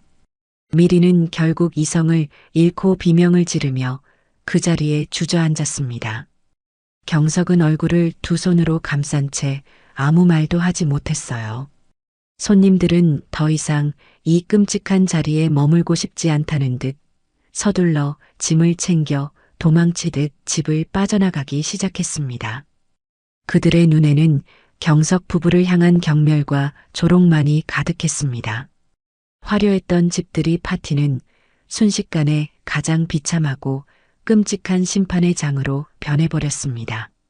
저는 그 아수라장의 한가운데 서서 모든 것이 무너져 내린 아들과 며느리를 차갑게 내려다보았습니다.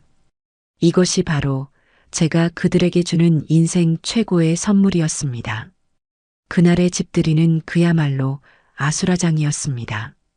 제가 최 대표 박 변호사와 함께 그 집을 빠져나올 때까지도 며느리 이미리의 악에 바친 비명과 아들 경석의 공허한 흐느낌은 멈추지 않았어요. 쫓기듯 빠져나가는 손님들의 경멸 어린 수군거림이 그들의 마지막 자존심까지 갈기갈기 찢어놓고 있었습니다. 고급 세단에 올라타는 내내 제 심장은 이상할 정도로 고요했습니다. 복수를 끝마쳤다는 후련함보다는 차갑고 텅 빈 무언가가 제 가슴을 채우고 있었죠.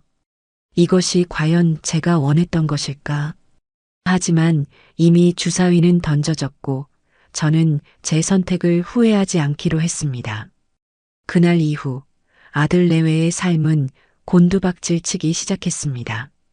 최 대표가 전해주는 소식에 따르면 그들의 몰락은 제가 상상했던 것보다 훨씬 더 빠르고 비참하게 진행되고 있었어요. 우선 그들의 사회적 관계가 완전히 파탄났습니다. 그날 집들이에 참석했던 사람들은 자신들이 겪은 끔찍한 경험을 그냥 넘어가지 않았어요. 해시태그 집들이 복수국, 해시태그 페르나들 며느리 같은 해시태그와 함께 그날의 이야기는 그들의 친구, 직장 동료들 사이에서 순식간에 퍼져나갔습니다. 물론 영상이 직접 유출되지는 않았지만 자극적인 소문은 꼬리에 꼬리를 물고 부풀려졌죠. 경석은 회사에서 부모를 내쫓은 페르나로 낙인 찍혀 동료들의 노골적인 따돌림을 견디다 못해 결국 권고 사직을 당했습니다. 자신의 능력보다는 인맥과 평판을 더 중요하게 생각하던 그에게는 사형 선고나 다름없었죠. 며느리 이미리의 상황은 더욱 심각했습니다. 허영심으로 가득했던 그녀의 삶은 주변 사람들의 인정과 부러움 위에 세워진 모래성이었어요. 그날의 사건으로 그녀는 순식간에 정신 나간 악녀이자 사기꾼의 아내로 전락했습니다. 그녀가 속해 있던 각종 사교 모임에서는 당연히 제명되었고 친하게 지내던 친구들마저 그녀의 전화를 피하기 시작했습니다. 그녀가 그토록 공들여 쌓아 올렸던 모든 것이 하룻밤 사이에 신기루처럼 사라져버린 것입니다. 경제적인 파탄도 뒤따랐습니다. 제가 제기한 2억 원의 반환 청구 소송과 3천만 원의 케이터링 비용은 그들이 감당할 수 있는 수준이 아니었어요. 그들은 결국 울며 겨자 먹기로 그렇게 자랑하던 강남의 새 아파트를 금매로 내놓아야만 했습니다. 하지만 집을 팔아 제게 빚을 갚고 나니 그들 손에 남는 돈은 거의 없었어요. 그들은 결국 서울 변두리의 허름한 다세대 주택 월세방으로 쫓겨나듯 이사를 가야만 했습니다. 천국에서 지옥으로 떨어지는 데는 그리 오랜 시간이 걸리지 않았습니다. 그렇게 몇 주가 지난 어느 날이었습니다. 제 비서로부터 경석이 회사 로비에서 저를 만나게 해달라고 몇 시간째 행패를 부리고 있다는 연락이 왔습니다. 저는 경비들에게 그를 내쫓지 말고 제 사무실로 올려보내라고 지시했습니다. 마침내 제 눈앞에 나타난 아들의 모습은 그야말로 패인 그 자체였어요.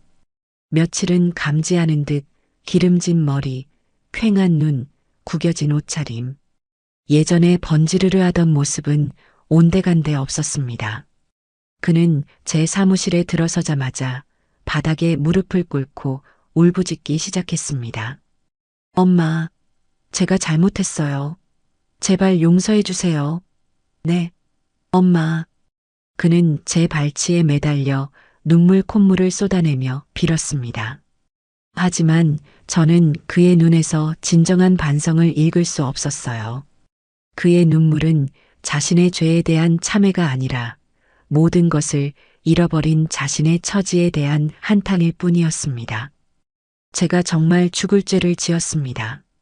다시는 안 그럴게요. 제발 소송 좀 취하해 주시고 저희 좀 살려주세요. 엄마, 돈 많잖아요. 이까짓 돈 없어도 사시잖아요. 역시나 그의 본심은 결국 돈이었습니다. 저는 차가운 눈으로 그를 내려다보며 말했습니다.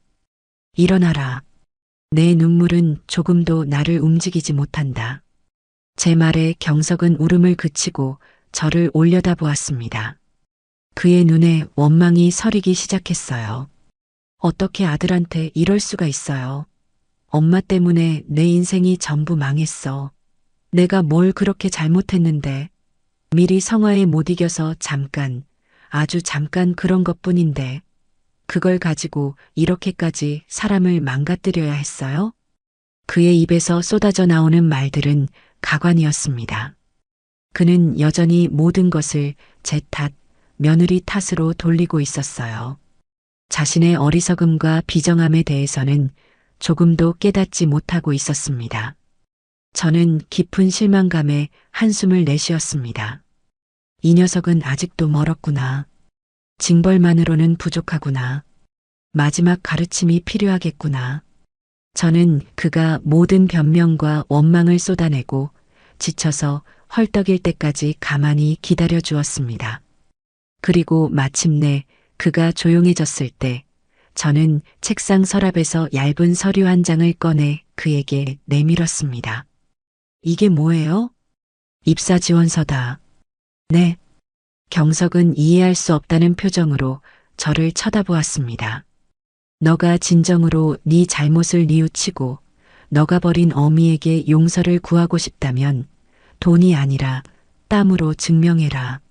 너가 그토록 무시하고 경멸했던 사람답게 사는 것이 무엇인지 네 몸으로 직접 배워봐라. 저는 차갑고 단호한 목소리로 말했습니다. 내일부터 우리 회사 물류창고로 출근해. 다른 직원들과 똑같이 아침부터 저녁까지 땀 흘려 상자를 나르게 될 거다. 시간당 최저임금을 받게 될 거야. 너가 그 돈으로 내 빚을 모두 갚는 날, 그때가 되면 내가 너를 다시 아들로 받아들일지 한번 생각해 보겠다. 제 제안에 경석은 아연실색했습니다.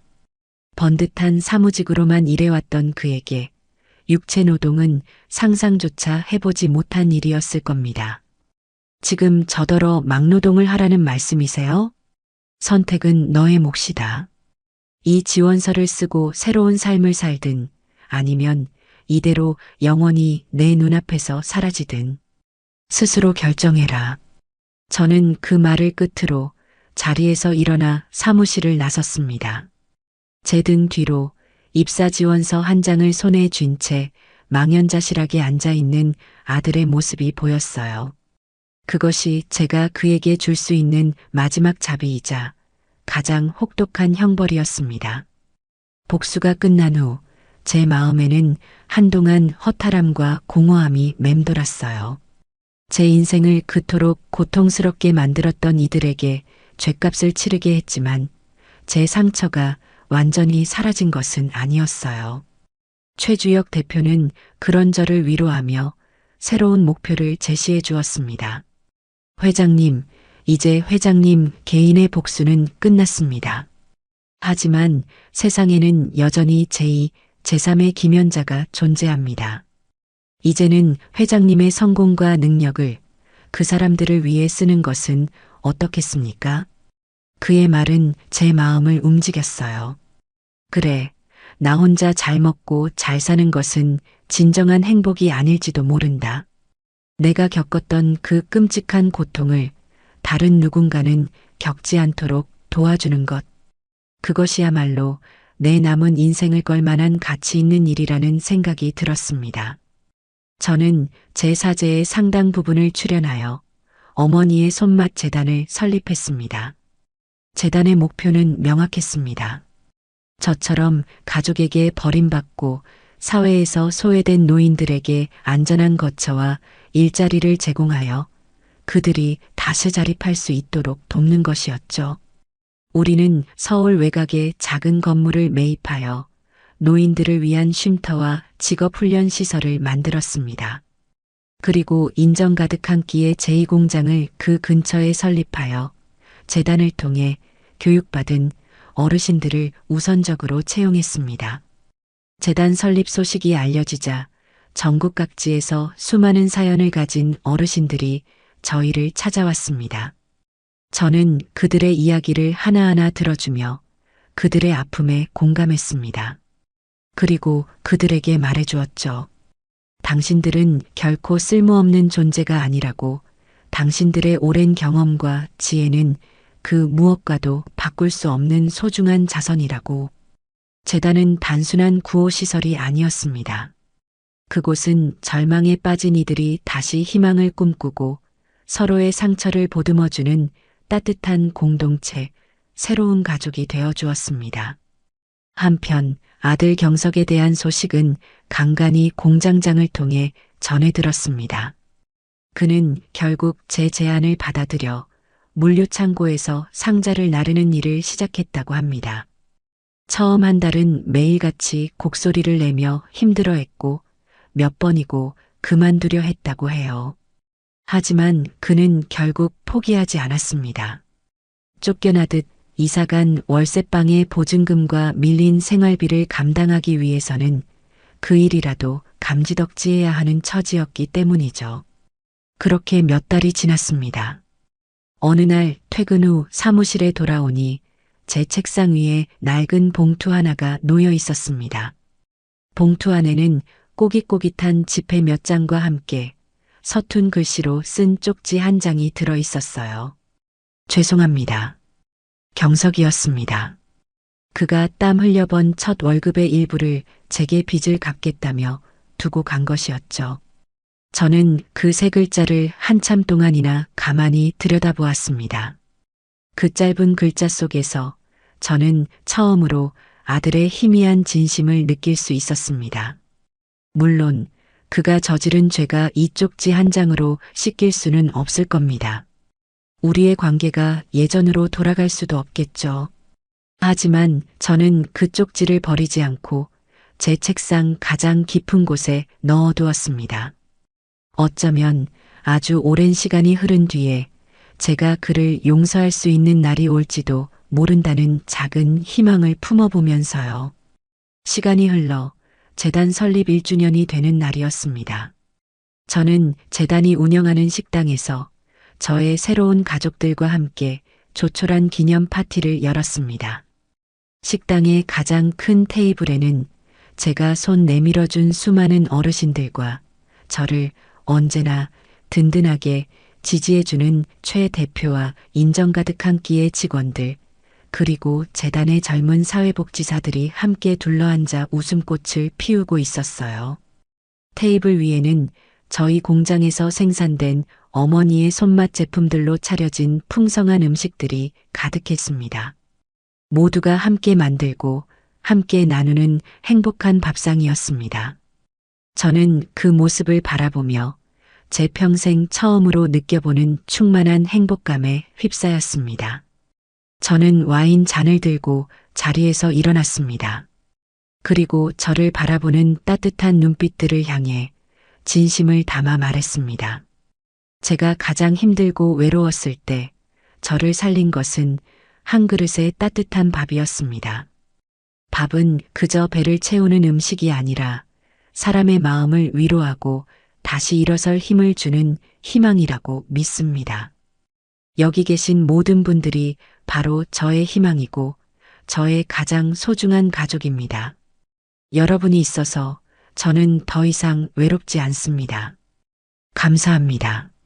제 말이 끝나자 모두가 뜨거운 박수를 보내주었습니다. 저는 제 자리인 테이블 상석에 앉아 행복하게 웃고 있는 사람들의 얼굴을 하나하나 눈에 담았습니다. 한여름 밤의 악몽은 이제 끝났어요. 저를 내쫓았던 아들 내외에 대한 복수심도 이제는 희미한 과거의 기억이 되었어요. 저는 제 손으로 직접 그 어떤 복수보다도 더 값지고 위대한, 따뜻하고 거대한 저만의 왕국을 일구어냈습니다. 제 발 아래에 펼쳐진 서울의 야경보다 지금 제 눈앞에 이 소박하고 따뜻한 식탁이 훨씬 더 아름답고 찬란하게 빛나고 있었어요. 그것이야말로 제 인생의 진정한 승리이자 완벽한 행복이었습니다. 복수라는 이름의 거대한 폭풍이 핥히고 지나간 자리에 시간이라는 약이 더디게, 그러나 꾸준히 발라지고 있었다. 나는 더 이상 과거의 상처에 얽매여 살지 않았습니다. 내게는 그럴 시간조차 없었어요.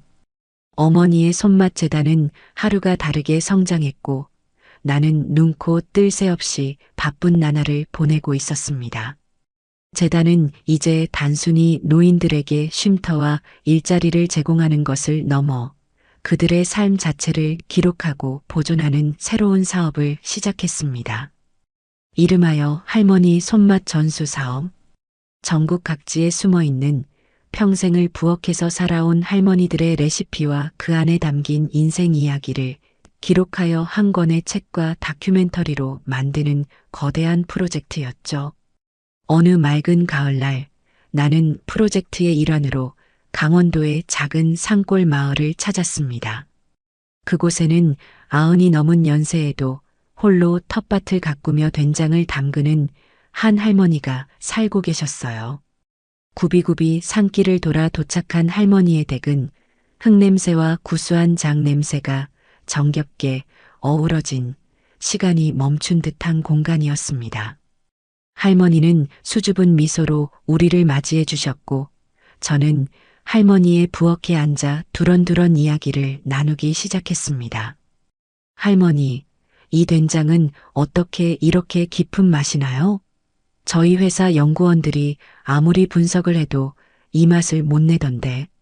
제 물음에 할머니는 검버섯이 핀 손으로 장독대를 쓰다듬으며 나지막이 말씀하셨습니다. 비법은 무슨, 그냥 볕이 잘 들 때 콩을 삶고 바람이 좋을 때 매주를 띄우고 밤하늘에 별이 총총할 때 소금물을 붓는 기다. 세월이 해주는 거지 사람이 하는 게 아니야. 할머니는 덤덤하게 말씀하셨지만 저는 그 말 속에 담긴 자연의 순리와 기다림의 미학을 느낄 수 있었습니다. 할머니는 당신이 18배 시집와서 시어머니에게 장 담그는 법을 배웠던 이야기, 가난했던 시절 쌀한 토리, 귀에 멀건 죽만 끓여 먹으면서도 장맛 하나만큼은 지켜내려 애썼던 이야기, 그리고 그 장으로 끓인 된장찌개를 먹고 자란 자식들이 모두 도시로 떠나버린 이야기까지. 그녀의 주름진 얼굴과 투박한 손에는 한 여성의 고단했던 일생이 고스란히 담겨 있었습니다. 저는 그 이야기를 하나하나 놓치지 않고 가슴에 새겼습니다. 이것은 단순히 음식을 만드는 법에 대한 기록이 아니었어요. 그것은 한 시대를 살아온 우리 어머니들의 위대한 역사 그 자체였습니다. 그렇게 며칠간의 출장을 마치고 서울의 사무실로 돌아왔을 때 최주혁 대표가 저를 기다리고 있었습니다. 그의 얼굴에는 언제나처럼 든든한 미소와 함께 무언가 중요한 소식을 전하려는 듯한 긴장감이 감돌았어요. 회장님, 출장은 어떠셨습니까? 좋았어. 아주 귀한 것을 배우고 왔다네. 저는 만족스럽게 웃으며 자리에 앉았습니다. 최 대표는 제게 따뜻한 차를 한 잔 건네며 조심스럽게 서류 봉투 하나를 내밀었습니다. 회장님께 드릴 말씀이 있습니다. 저희 인정 가득한 끼가 드디어 다음 달 주식시장에 상장하게 되었습니다. 상장? 주식에 대해 잘 알지 못하는 저에게는 생소한 단어였습니다. 최 대표는 그것이 어떤 의미인지 차근차근 설명해 주었어요. 우리 회사가 이제는 개인의 소유를 넘어 대한민국을 대표하는 공개된 기업이 된다는 뜻이었습니다. 그리고 그 말은 회사의 주요 주주인 저의 자산이 이제는 제가 평생을 써도 다 못 쓸 만큼 천문학적인 액수가 된다는 의미이기도 했죠. 이것으로 재단의 미래는 완전히 보장된 셈입니다. 이제 회장님께서는 아무 걱정 없이 하고 싶으신 일을 마음껏 하시면 됩니다. 저는 멍하니 창밖을 바라보았습니다. 불과 몇 년 전 길거리에서 한 끼 식사를 구걸하던 제가 이제는 수천억 대의 자산가가 되었다니 모든 것이 꿈만 같았어요. 저는 최 대표를 가만히 바라보았습니다. 그가 아니었다면 지금의 저는 없었을 겁니다. 그는 저에게 단순한 사업 파트너가 아니었어요. 그는 제게 아들 이상의 존재였습니다. 최 대표, 정말 고맙네. 자네가 없었다면. 회장님, 그런 말씀 마십시오. 제가 아니라 회장님의 손맛과 그 안에 담긴 진정성이 우리를 이곳까지 이끈 것입니다. 저는 그저 회장님이라는 보석을 조금 일찍 알아보았을 뿐입니다. 우리는 말없이 서로를 보며 미소 지었습니다. 우리의 관계는 피를 나눈 가족은 아니었지만 그 어떤 혈연보다도 깊은 신뢰와 존중으로 엮여 있었죠. 그로부터 며칠 후 저는 새로운 프로젝트를 위해 남대문 시장을 찾았습니다. 전국의 숨은 장인들을 찾아 기록하는 일이었죠. 한참을 시장 안쪽의 그릇 가게들을 둘러보는데 제 눈에 익숙한 뒷모습 하나가 들어왔습니다. 허름한 앞치마를 두르고 좌판에 앉아 손님과 실랑이를 벌이고 있는 한 여인. 제 심장이 쿵 하고 내려앉았습니다. 며느리 이밀이었습니다. 한때는 최고급 명품만을 휘감고 다니던 그녀였습니다. 하지만 지금 그녀의 모습은 시장의 어느 상인과도 다를 바 없는 삶에 찌든 초라한 모습이었어요. 아마도 경석과 헤어진 후 친정으로 돌아가 부모님의 가게 일을 돕고 있는 모양이었습니다. 그녀는 손님과 가격 문제로 목청을 높여 싸우다가 문득 고개를 돌렸습니다. 그리고 저와 눈이 마주쳤습니다. 그 순간 그녀의 얼굴에 스쳐 지나간 감정들은 복잡 미묘했습니다. 놀라움, 당혹감, 그리고 깊은 수치심과 꺼지지 않은 증오. 그녀는 마치 귀신이라도 본 사람처럼 얼굴이 새하얗게 질리더니 황급히 고개를 돌려버렸습니다. 저는 더 이상 그녀에게 다가가지 않았습니다. 아무 말도 하지 않았어요. 그저 말없이 그녀의 뒷모습을 잠시 바라보다가 조용히 발걸음을 돌렸습니다. 그녀에게 더 이상의 복수는 무의미했습니다. 그녀는 이미 자신의 그릇에 맞는 삶을 살고 있었으니까요. 남을 짓밟고 올라서려 했던 그녀의 욕망은 결국 그녀 자신을 가장 낮은 곳으로 끌어내린 셈이었습니다. 저는 그녀를 보며 통쾌함 대신 인간의 어리석음에 대한 깊은 연민을 느꼈습니다. 시간은 속절없이 흘러 제가 집에서 쫓겨난 지 꼬박 5년이 되는 해가 되었습니다. 그동안 아들 경석은 단 한 번도 저를 찾아오지 않았어요. 그저 매달 제 비서를 통해 창고에서 일하며 번푼 돈을 빚을 갚는다는 명목으로 보내오는 것이 전부였습니다. 저는 그 돈을 단 한 푼도 쓰지 않고 따로 모아두고 있었죠. 그러던 어느 날 비서로부터 경석이 정식으로 면담을 요청했다는 보고를 받았습니다. 지난번처럼 행패를 부리는 것이 아니라 정중하게 약속을 잡고 싶어 한다는 것이었어요. 저는 잠시 고민하다가 허락했습니다. 며칠 후 우리는 약속된 장소인 조용한 한정식집의 별실에서 마주 앉았습니다. 제 앞에 앉은 아들의 모습은 많이 변해 있었습니다. 5년의 세월과 고된 노동은 그의 얼굴에 깊은 흔적을 남겨놓았어요. 더 이상 예전에 번지르르하고 오만한 모습은 찾아볼 수 없었습니다. 대신 땀의 가치를 아는 노동자의 그을린 얼굴과 모든 것을 체념한 듯한 차분한 눈빛이 그 자리를 대신하고 있었죠. 우리는 한참 동안 아무 말도 하지 않았습니다. 어색한 침묵을 먼저 깬 것은 경석이었습니다. 어머니 잘 지내셨어요? 그래. 너는 어떠냐? 저는 그냥 그렇게 지냅니다. 매일 공장에 나가서 일하고 퇴근하면 집으로 돌아가고 그는 자신의 삶을 덤덤하게 이야기했습니다. 그의 목소리에는 더 이상 원망이나 변명이 섞여 있지 않았어요. 그는 자리에서 일어나 제 앞에 깊이 고개를 숙였습니다. 그리고는 떨리는 목소리로 아주 오랫동안 준비해온 듯한 말을 꺼내놓았습니다. 어머니, 정말 죄송합니다. 그는 지난날의 잘못을 하나하나 고했습니다. 어머니의 사랑을 당연하게만 여겼던 어리석음, 아내의 등살에 못 이겨 어머니를 버렸던 비정함, 그리고 자신의 잘못을 뉘우치지 못하고 끝까지 어머니를 원망했던 치졸함까지 그는 자신의 모든 죄를 인정하고 진심으로 용서를 구했습니다.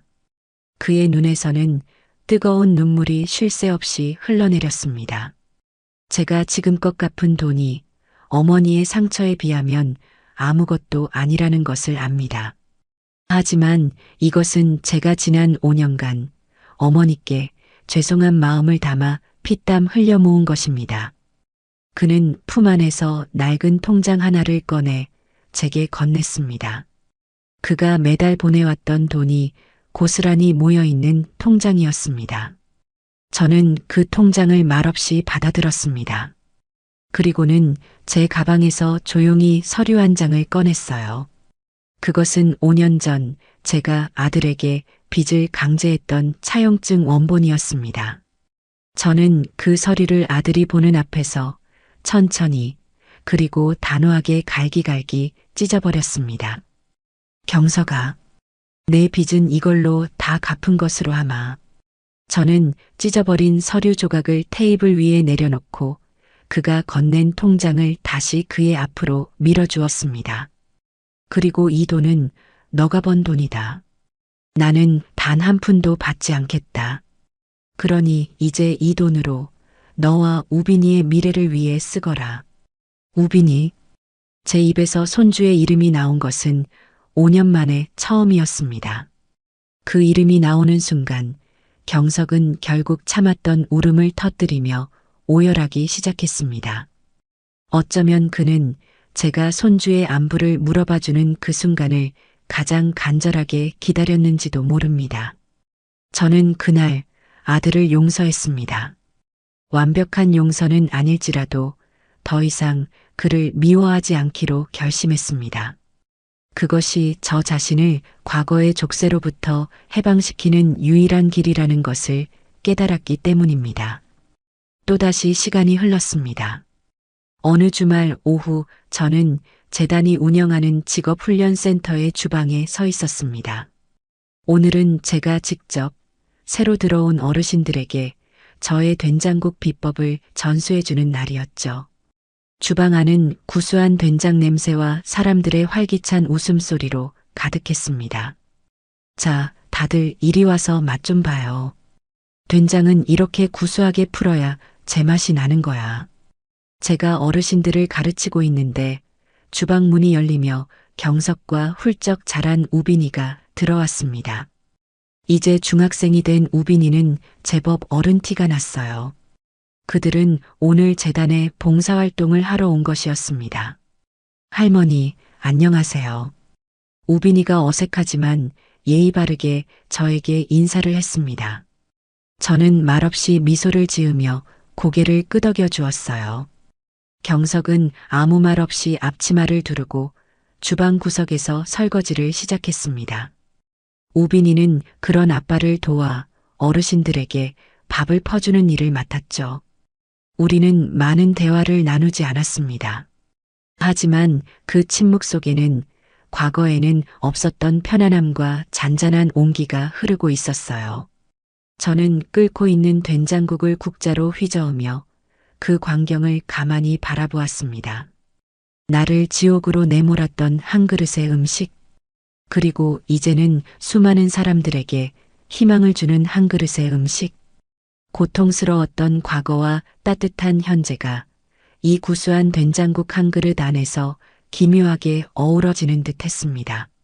저는 제 앞에 앉아 맛있게 밥을 먹는 사람들을 보았습니다.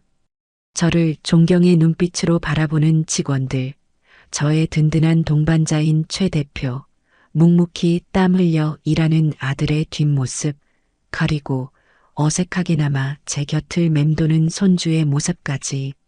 그래, 이것이 바로 나의 왕국이고 나의 가족이며 나의 유산이구나. 저는 더 이상 아무것도 원하지 않았습니다.